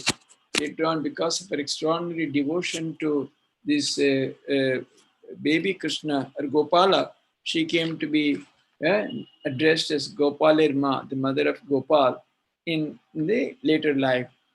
So she was, she was a child widow. She was leading extraordinary austere life for maybe decades. Then somehow finally she came into contact with Sri Ramakrishna, but Gopala was her Ishta Devata and she was worshipping him. One day, because she used to get up at 3 a.m., at 3 a.m., she, after her ablution, etc., she sat for meditation and all that. But within a short time, he saw Sri Ramakrishna just sitting to the left of her side, clutching, one of his hands. Then, she was so surprised. How is it that Sri Ramakrishna is here at this time? She just touched him. It was real. But then, the very form of Sri Ramakrishna changed and became virtually like a young Gopala, baby Gopala. And then, he was moving about, playing here and there. And then, he was jumping about, jumping on her shoulders. He was getting onto her lap. He was snatching her japamala. He was doing all kinds of pranks. She was completely, she was so intoxicated, became mad with love for Gopala. And then, with like that Gopala, asking, that famous Murti of Gopala, we all know, he stretched his hand at Gopala and said, "You please give me butter." She said, "How can I do, my dear? I am so poor, a widow. How can I do that?" Then with great difficulty, she brought down a few coconut balls, which had, kept hanging in a basket at a little height. And she gave and then said, "Please, in turn, you don't feed me like this. I'm so poor." And it went on for quite some time. It was unending, this Leela. And then finally, she started, as soon as it was daylight, she started coming towards Dakshineswar, and this Gopala had climbed onto her shoulders. She was just carrying him on her shoulders, and she virtually ran towards Dakshineswar. There he saw, and she came to Sri Ramakrishna. Within a short time, this Gopala merged into Sri Ramakrishna. Now and then he would come out, and again he would merge into Sri Ramakrishna. This went on for quite some time. She was in such an ecstatic mood. Everybody felt that she was shedding profusely tears, and people thought that she might even give up her body itself. Somehow, Sri Ramakrishna himself fed her. The whole day she stayed, and only in the evening, when her bhava became little more controlled, then only she decided and she was allowed to go back to her place in that Kamar hut, which is at quite a distance from Dakshineswar. So, like that, there are many stunning incidents in the life of Sri Ramakrishna which reveal that he was the incarnation of Krishna in another body in this Kali Yuga. Then, in Gita itself, Sri Krishna says, Avajananti Mamuda Manashim Tanamashritam Param Bhav Majananto Mama Bhuta Maheshwaram. See, the ignorant people, they do not know my real nature as the Supreme Lord. Because I have come in this Manashim Tanamashritam, I have taken the human body, I have come. They do not know their supreme nature, that I am the Lord of everything. I am the Maheshwara. So, both Krishna and much more Sri Ramakrishna were hardly recognized as the avatara or God descended on earth during their lifetime. Very few could really understand. But only, as we go forward, as their earthly Leela, their earthly sojourn recedes back in times of history, as hundreds and hundreds of years roll by, then only people slowly understand their extraordinary divine nature. So obviously, Sri Ramakrishna was also hardly recognized. Even now, maybe lakhs of people recognize, but then, it will take more time for humanity to recognize the supreme, extraordinary spiritual nature of Sri Ramakrishna, that he was God incarnate on earth. If you go to the next aspect, namely philosophically speaking, what were the similarities which we can look at these two great powers, storehouse of, dynamos of powers who had come down on earth?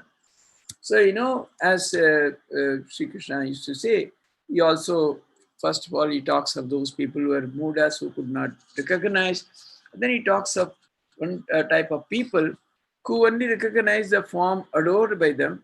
They spend time in devotion and worship and other aspects. We are one type of people. Then another, they understand God as immutable. They are the creator, originator, and they adore him.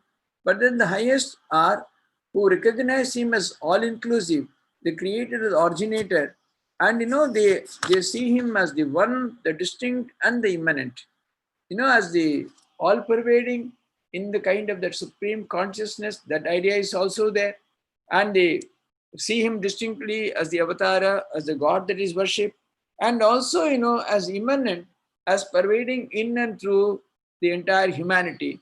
These ideas we get in the Gita, that is ninth chapter, where there's clearly the sloka following Avajanati Mamuda, the next few slokas, all these different aspects of the manifestation, the different types of humans are, the idea of God as expressed by the devotees and the seekers is really revealed. So, Thakur also had a wonderful idea of God. He brought about a great harmony between the personal and the impersonal. That was Ramakrishna's extraordinary way of defining God or the ultimate. So he always used to say that Brahman and Shakti are abhed. So he used to give a wonderful analogy. He would say that serpent which is lying, coiled up, and another time it is moving about in a zigzag manner. Since the serpent which is lying coiled up is like the Brahman, which is Nishkriya, which is not indulging in any activity or which is not participating in anything. That is one aspect. And then the same Brahman as Prakriti, as Adhya Shakti, as the supreme divine power, when he does the creation, preservation, etc., then the immanent aspect of Brahman or the Shakti aspect, he says they are like the uppers and reverse of the same coin. There's no difference. He used to say that the fire and its power to burn, Agni and its Daika Shakti, can they be separated? So it's like the water and its capacity to wet, or the milk and its whiteness. So, he would say that God is with form, without form, and even far beyond that. So, just as Sri Ramakrishna also gave an all-comprehensive idea, a definition of God, an all-inclusive, where it was not just only the dual or the non-dual, he included everything. So we see a great similarity in the definition of, the God or the ultimate by both Krishna and Ramakrishna. So, if you come to the next idea, namely the world, what was the idea of world as defined by Sri Krishna? So, he used to say, Pitahasvasya jagato mata dhata pitamaha vedyam pavitra monkara riksama yujirevacha. And also say that Gatir Bharta Prabhu Sakshi Nivasa Sharanam Suhrit Prabha Pralaya Sthanam Nidhanam Bijam Abhyayam. So, he said that I am the Lord, I am the Father, Mother, the Sire, and the everyone. I am the one object to be known. I am that purity. I am the Omkara. I am all the Vedas. So everything. And all says, I am the Gati, I am the Bharta, I am the Prabhu, Sakshi, I am the resting place, I am the object to be surrendered. I have to be surrendered to. People have to. I am the object. I am actually the destination whereby people can surrender. And then also I am the friend, and everything, the creation, then city and the pralaya, everything is I am. So, he says the world is one where it's completely permeated by God, controlled by Him, created by Him. He's pervading, He's in and through everything. So that is the idea of world with Sri Krishna talked about. So it's everything, though it's entirely, totally a divine aspect of the world, where, he says, whatever might be externally, they will be seen or they will be understood, but in reality, it's the Lord, it's the Bhagavan himself who is pervading in and through all creation. So completely, that is the idea of the world which he gives. Then Thakur also used to say, Sri Ramakrishna also used to say that he never really stressed the idea the world is unreal or it's like Maya or Mithya. Of course, maybe in some places he might have given that idea also, but largely he gave a very all-inclusive idea of the world. He said that the Lord himself has become everything.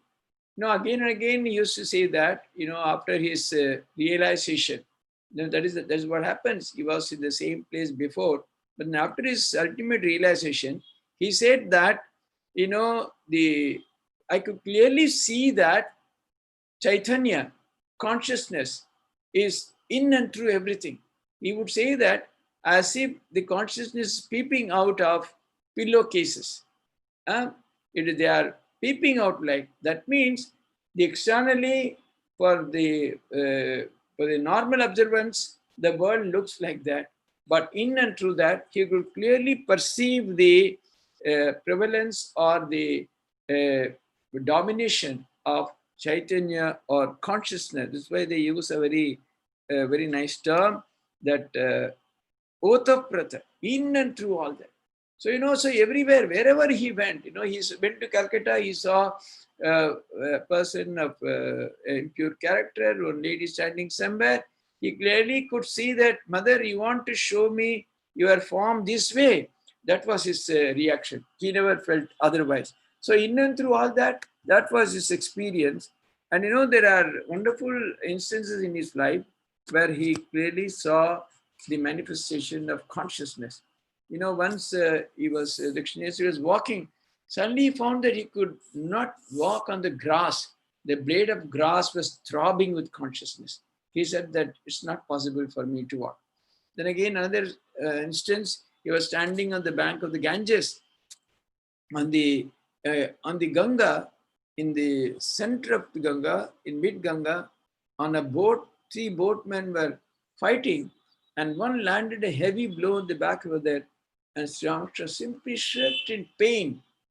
And his assistant Hriday came running, and he saw that there's a huge mark on the back of Sri Ramakrishna. He said, "Who hit you, uncle? Please tell me." Sri Ramakrishna could not even talk. Because of his idea of oneness, he saw that what was happening in the mid-Ganga virtually affected him, and the blow was virtually suffered by him. So, this idea of this oneness, the oneness of consciousness prevailing everywhere in the world, that was Sri Ramakrishna's idea of the world. He saw everything as divine, everything as the sort of manifestation of God. He could not see or say that the world was something to be absolutely negated or treated as Maya or absolutely as non-existence. So, it was his Sri Ramakrishna's idea of the world, if you might call it. And then, what was the idea of man as just? You also get many beautiful definitions in Gita. So, he says in the 18th chapter, the Lord says, Ishvaras sarvabhutanam hridaya se junatishtati brahmayan sarvabhutani antarudhani maya. The Lord is sitting in the hearts of everybody, and he is Brahman, he is making them, spin around like as though they are mounted on a machine. So, because of the divine Maya. So, that was the state of man. He had absolutely, he did not have that kind of complete freedom, or that he could not really do anything on his own that way. So, that was his nature he was talking about. And then, he also says there are practically 4 types of people. Chaturvida bhajante maam jana sukritinojuna arto jignasu artarti jnani cha bharatashabha. So he was saying that those who are completely, they want, they worship the Lord busy with the worldly attainments, they are asking for that. And then those who are seekers, and then those who are really troubled, and then finally the jnani are the one who are the true seekers.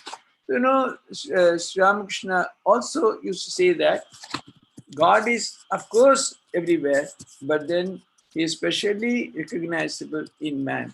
So Sri Ramakrishna used to give a great emphasis about the human being. He says, Man Hush, one who has Hush or the awareness or the Chaitanya about his true nature, he only is fit to be called man. So that is how he used to serve. Because in Bengali, Manush means Manushya or the man. So Man Hush, one who has Hush or the awareness of its nature, who he is really, he alone is a man. And then, Sri Ramakrishna also talks about four types of human beings. He's called that one types are, Baddha Jeev, those who are completely, bound. He used to explain it using a very beautiful analogy. Supposing in a fisherman, he casts a net in a big zeal or a water reservoir or a huge water tank or a river for catching fish. He says the really big ones, they come nowhere near the net. Even as the net is cast, they simply escape and go away. So Sri Ramakrishna used to say they belong to the ever perfect, the Nitya Siddhas, who come to earth only for a very special purpose. They are never bound, they are ever free. Then he says there are certain fish, they are caught in the net, but they immediately and very quickly get out and escape. He says there, Sri Ramakrishna calls them as Mukta Jiva, or people who are really liberated with struggle, with spiritual endeavor. But in this life itself, they are able to. Then he says, then the rest of the fish, good many of them, they are caught, but they struggle very hard. And one of them somehow, bite the net and somehow escape also. He says they are mumukshu jeev, those who are really striving for realization, the ultimate goal of life, namely mukti or moksha. And also, finally, he says that there are the last type, namely the Baddha Jeev, who are seekers of only the worldly pleasures and this and that. These fish, they are caught in the net. They think that they are very safe. They bury their heads deep into the mud, thinking that nothing will happen. But then when the fisherman pulls the net, they come and they are caught and their life ends. So he says the Baddha Jeev or the bound souls are like that. So Sri Ramakrishna also, just like Sri Krishna, Ramakrishna also gives four different types of jivas or that kind of people.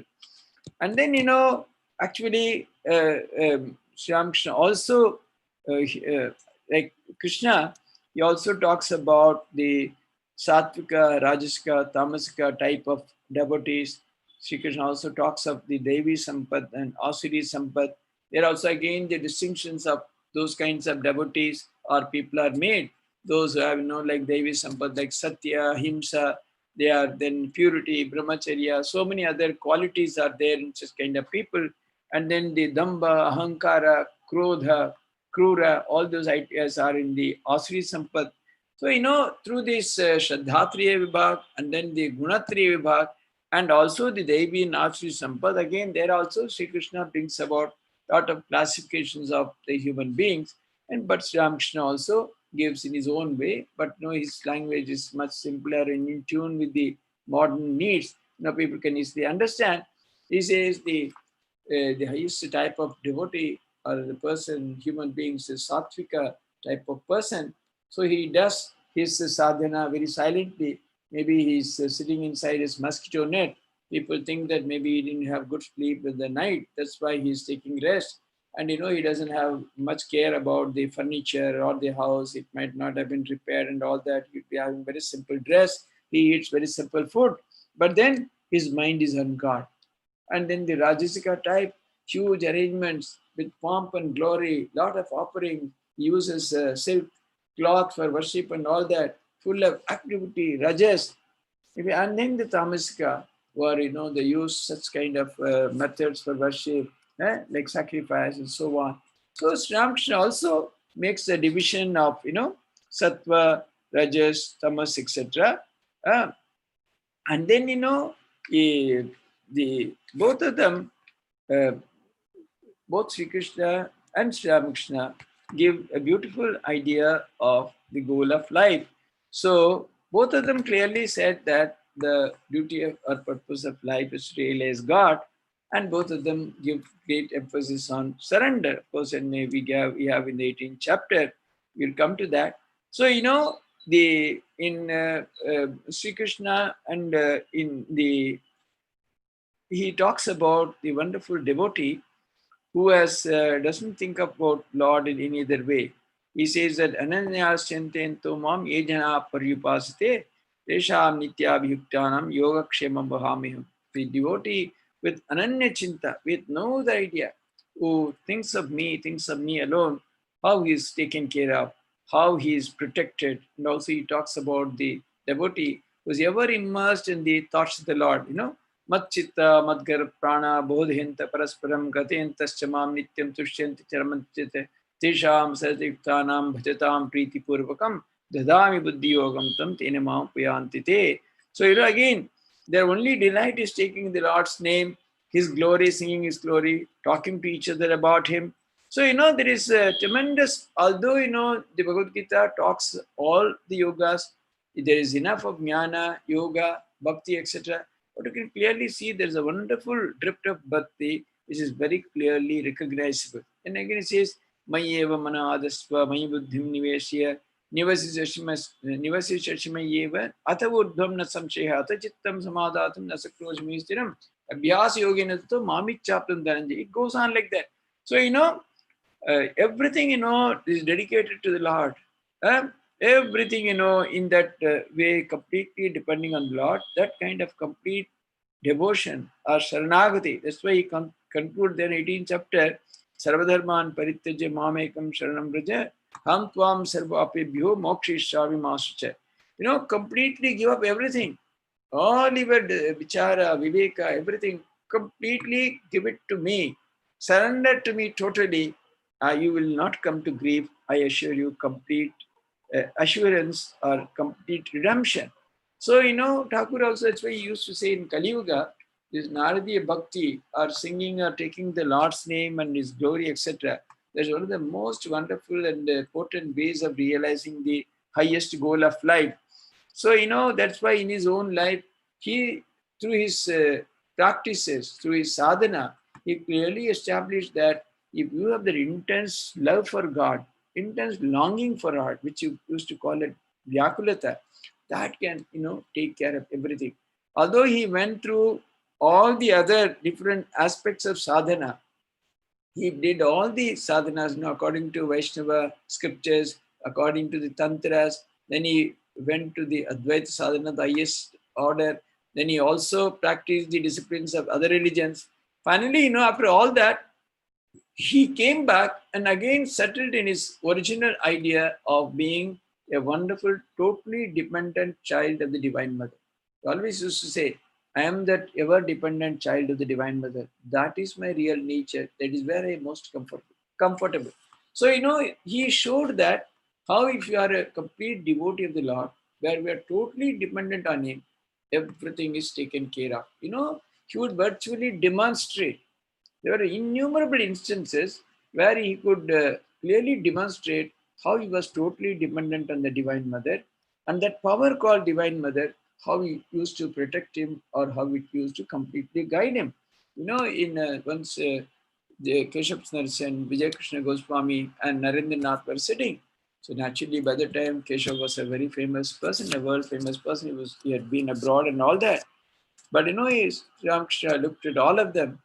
The moment the other two left, he told Narendra, you see, the qualities for which Keshav has become so famous in the world, there are 18 such qualities in Narendra. Narendra became very angry. He said, are you mad? You are comparing urchin like me to this world famous Keshav Chandra. People will call you mad. So Ramakrishna immediately went to the Divine Mother. He said, Hari, what is Narendranath saying? He used to give much credence to whatever Narendranath used to say. He had so much faith in him. Narendra says that this is like that. Then he came back. He said, you rascal, I don't believe you. The mother has clearly told me this is the truth. And that is proved to be. Where is Keshav Chandra today? How many people know except maybe a few hundreds in Bengal?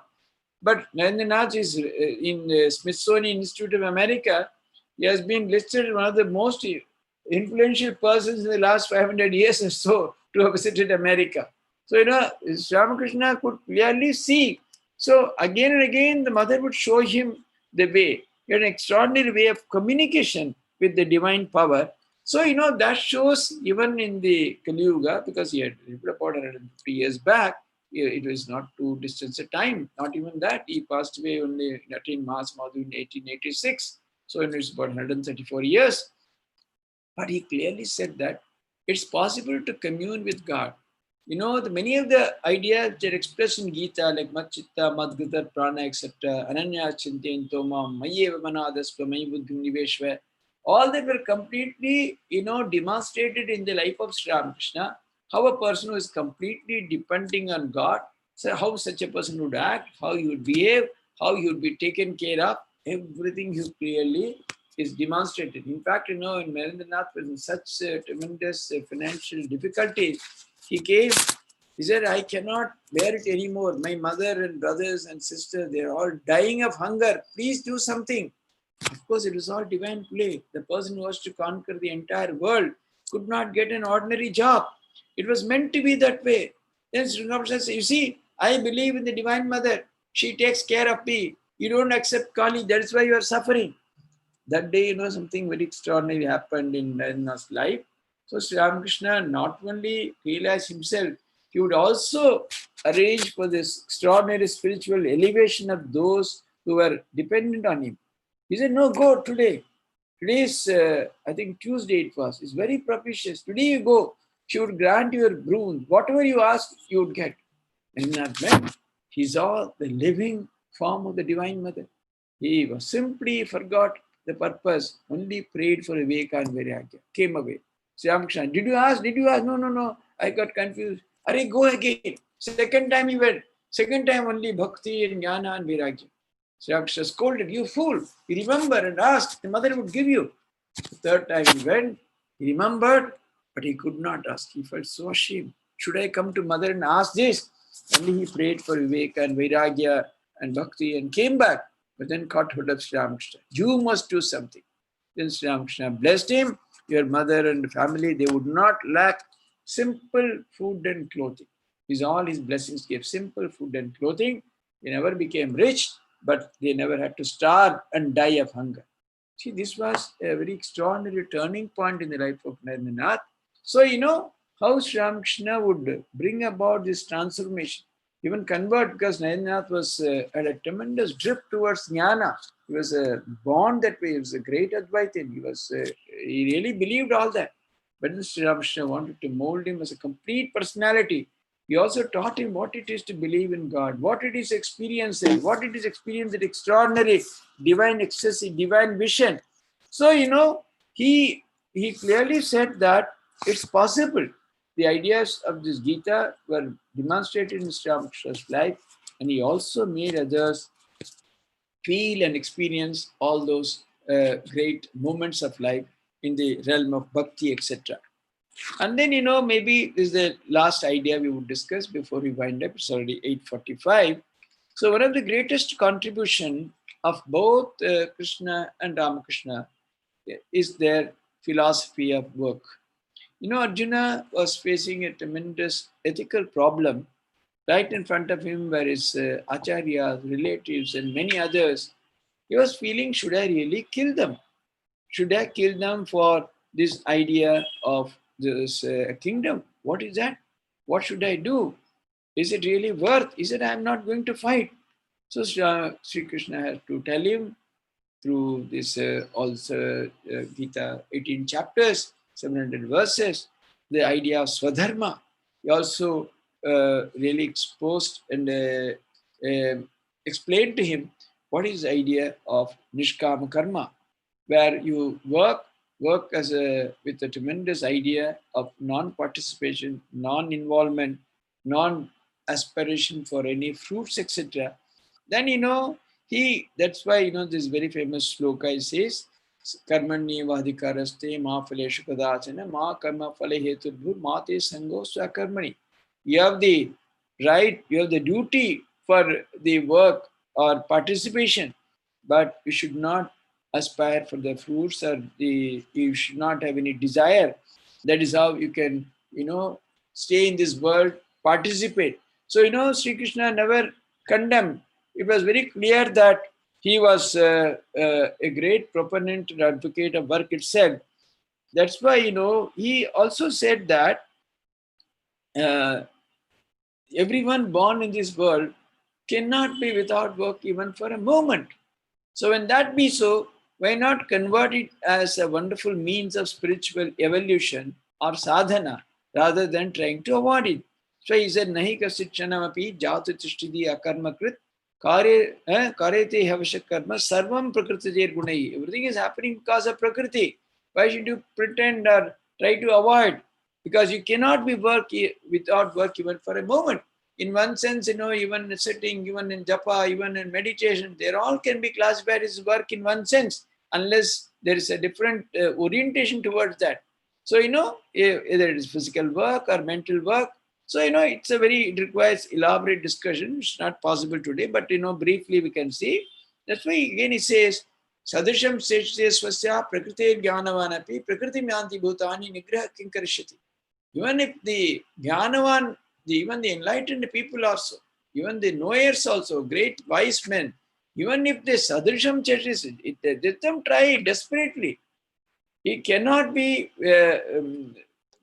free from work. Prakriti myanti bhutani nigra. When the Prakriti is making them move about like anything, how can they pretend to be, free of karma, free of action, etc. So, he clearly emphasized that it's very necessary. One cannot be away from that. So, but then he also said that how this can be a great idea of redemption, how this can be a great path of spiritual emancipation or spiritual evolution. So, there are several slokas, just only 2 slokas we look at. It says, Yat karoshi, yadashnashi, yat josi, dadasi, yat tapasyasi kaunti, yat kurushva madarpanam. Whatever you do, whatever you eat, whatever you give us dana, the tyaga, your tapasya, everything, offer everything unto me. Give everything to me. So, that why the work is a bondage only when there is the me and mine. My work, I am the enjoyer, I am this karta, I am the bhokta, I am the performer, or I am the doer, and I am the enjoyer. If these 2 ideas are not there, the work it loses its power to bind you and bring you down. Then it becomes a great spiritual endeavor. So in this Karoshi Adashnasi, everything is offered to the Lord. So you work as an agent of the Lord. No, my nihata, my eva nihata puromeva. I have already killed all of them. Nimitta matram bhavasasya. You become an instrument. You become a nimitta. Don't think that you are killing Bhishma, Drona, etc. He showed in this Vishwarupa Darshana. All of them are hanging. They've all been killed already. So the result, etc., are already determined. But if you participate willingly, you become a great benefactor. You become a great devotee. You become a great sadhaka. That is how the work which is supposed to be of the nature of binding or bondage, how that can become a great, way of redemption or spiritual elevation is by these ideas. How you can really, and also somebody also says it. Mai sarvani karmani sanyasya adhyatma chetasa.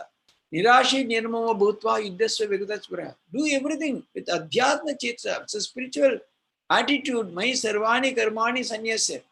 Offer every works unto me with a spiritual attitude. Then you fight, Nirashi nirmama bhutva. Do not either have any asha, don't you also have any attachment, neither attachment nor hope.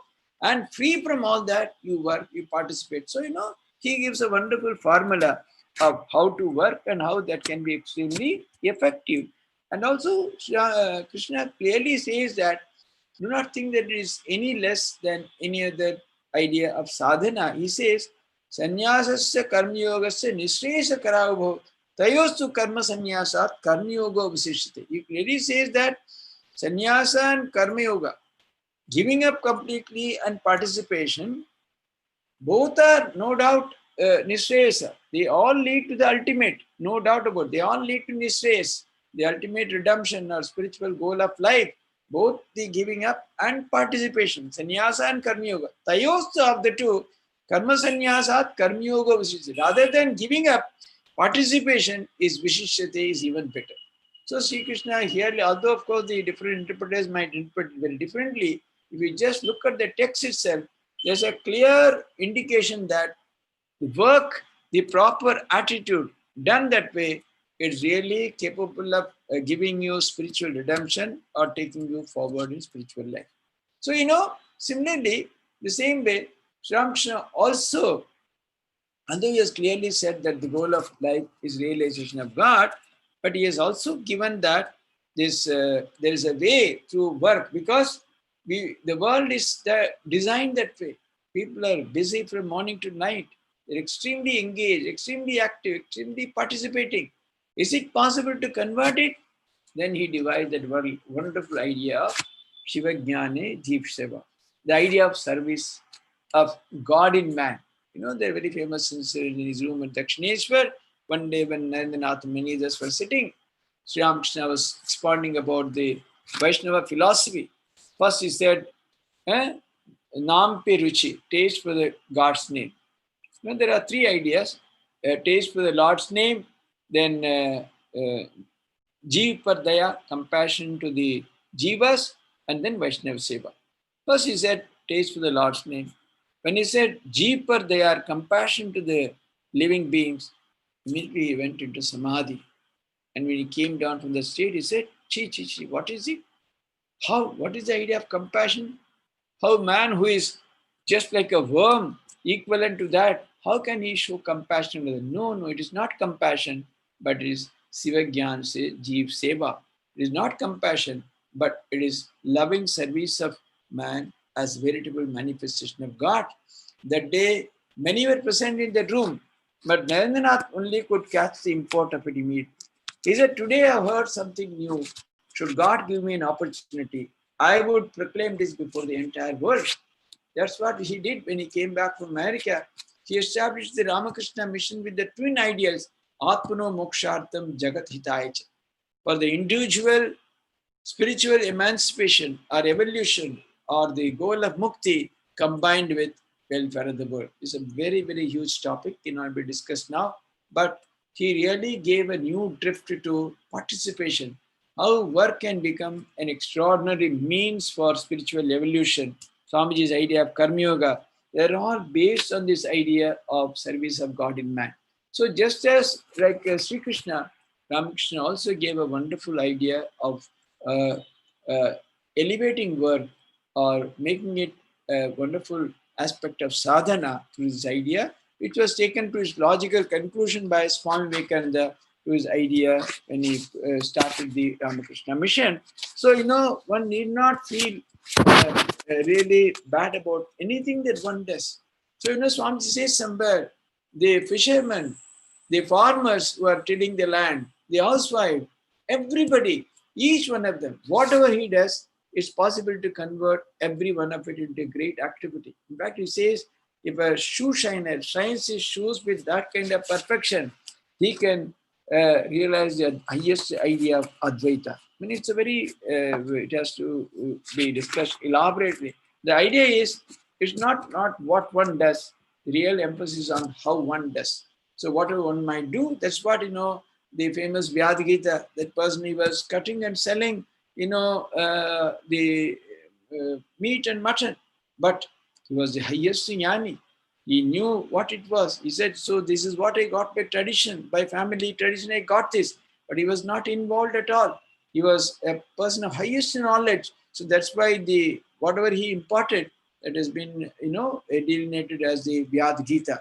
So this is another wonderful, extraordinary contribution of Sri Krishna, which again Sri Ramakrishna reiterated in his avatar as Ramakrishna. The same idea, defying work, elevating it to a great path of sadhana, but then explained a little differently. So that's how both of them made extraordinary contribution. So, the Krishna and Ramakrishna, obviously both are wonderful manifestations. Krishna had his Arjuna, Ramakrishna had his Narendra. Both of them, because they were not directly participating, but through their famous and great disciples, they gave their message because the Gita's occasion was Arjuna. Similarly, the main message of Sri Ramakrishna, etc., have all largely come through Narendranath.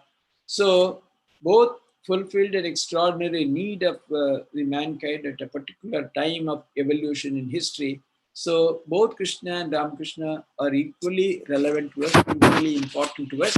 By trying to study and understand the similarities between them, we only come to the conclusion that the same divine power, as it is mentioned in Gita itself, again and again they come down to the earth to again give a new hope, a new awareness, a new path suited to the times in which they come, whereby the Sanatana Dharma goes on without any break in an unbroken way, bringing newer and newer nuances suitable for the time, which should be valid for a few hundred years before the next avatar again comes on earth and takes over and gives it again a fresh flavor, still a newer idea to the goal of life or the purpose and the method of sadhana.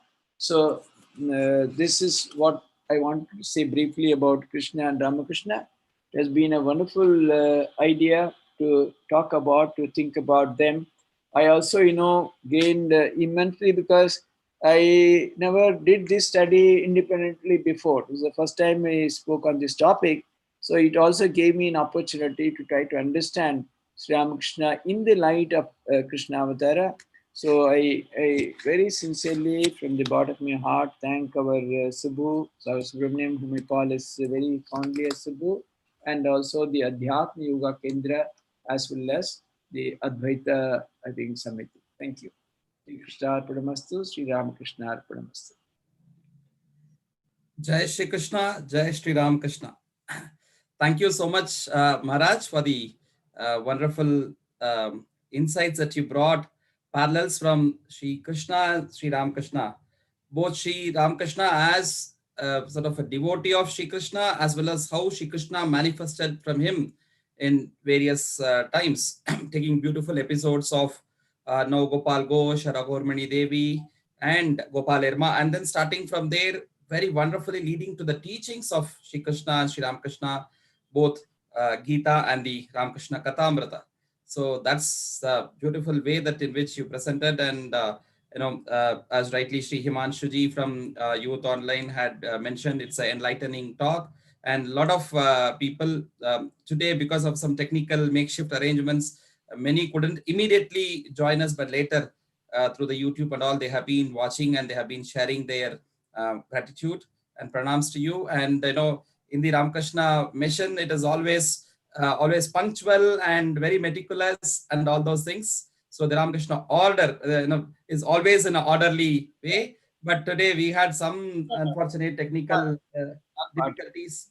So wonderful, still all of them participate. Yes. Thank you very much. So, Thank you. So with you were kind enough to though it's getting late, but you're kind enough to be with us and share the beautiful ideas. And because we were celebrating month-long things on various aspects of Krishna, so I couldn't think of Sri Krishna without bringing him along with Sri Ramakrishna. Yeah, very nice idea. Very nice. Very beautifully done. Very nice. I really. So again, on all our behalf, our humble pranams to Srimad Swami Shantatmanaji Maharaj. And we were blessed in the first day also to start this whole series with a Mahatma from the Ramakrishna order. Srimad Swami Atma Priyanaji Maharaj was there. And today we are again blessed with Srimad Swami Shantatmanaji Maharaj to be with us. And again, on conclusion, also we are going to have monks from Sri Ramakrishna Mission. So Adi, Madhya, and Antam. So all we are having the blessings of Ramakrishna and the sadhus. With this, friends, again, I would like to, with all humble pranams to Maharaj, I'd like to announce about tomorrow's programs. Tomorrow we have 2 sessions.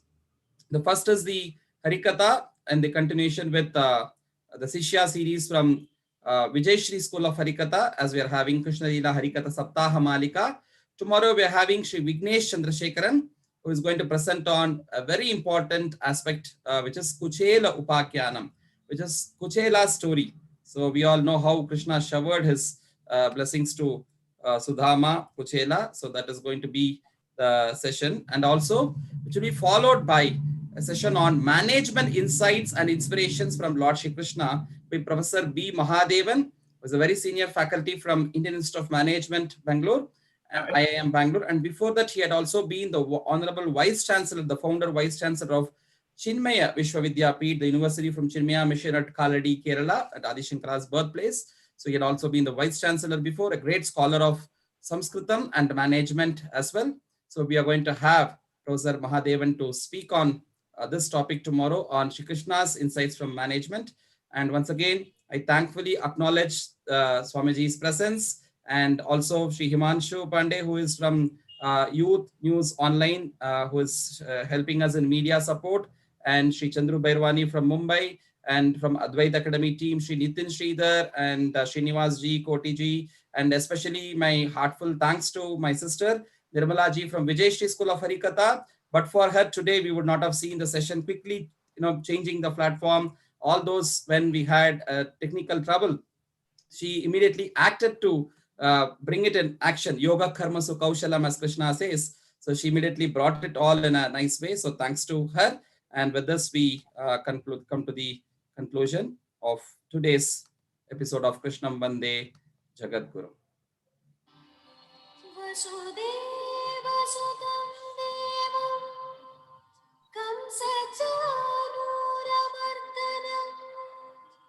Devaki परमानन्दं कृष्णं वन्दे जगत्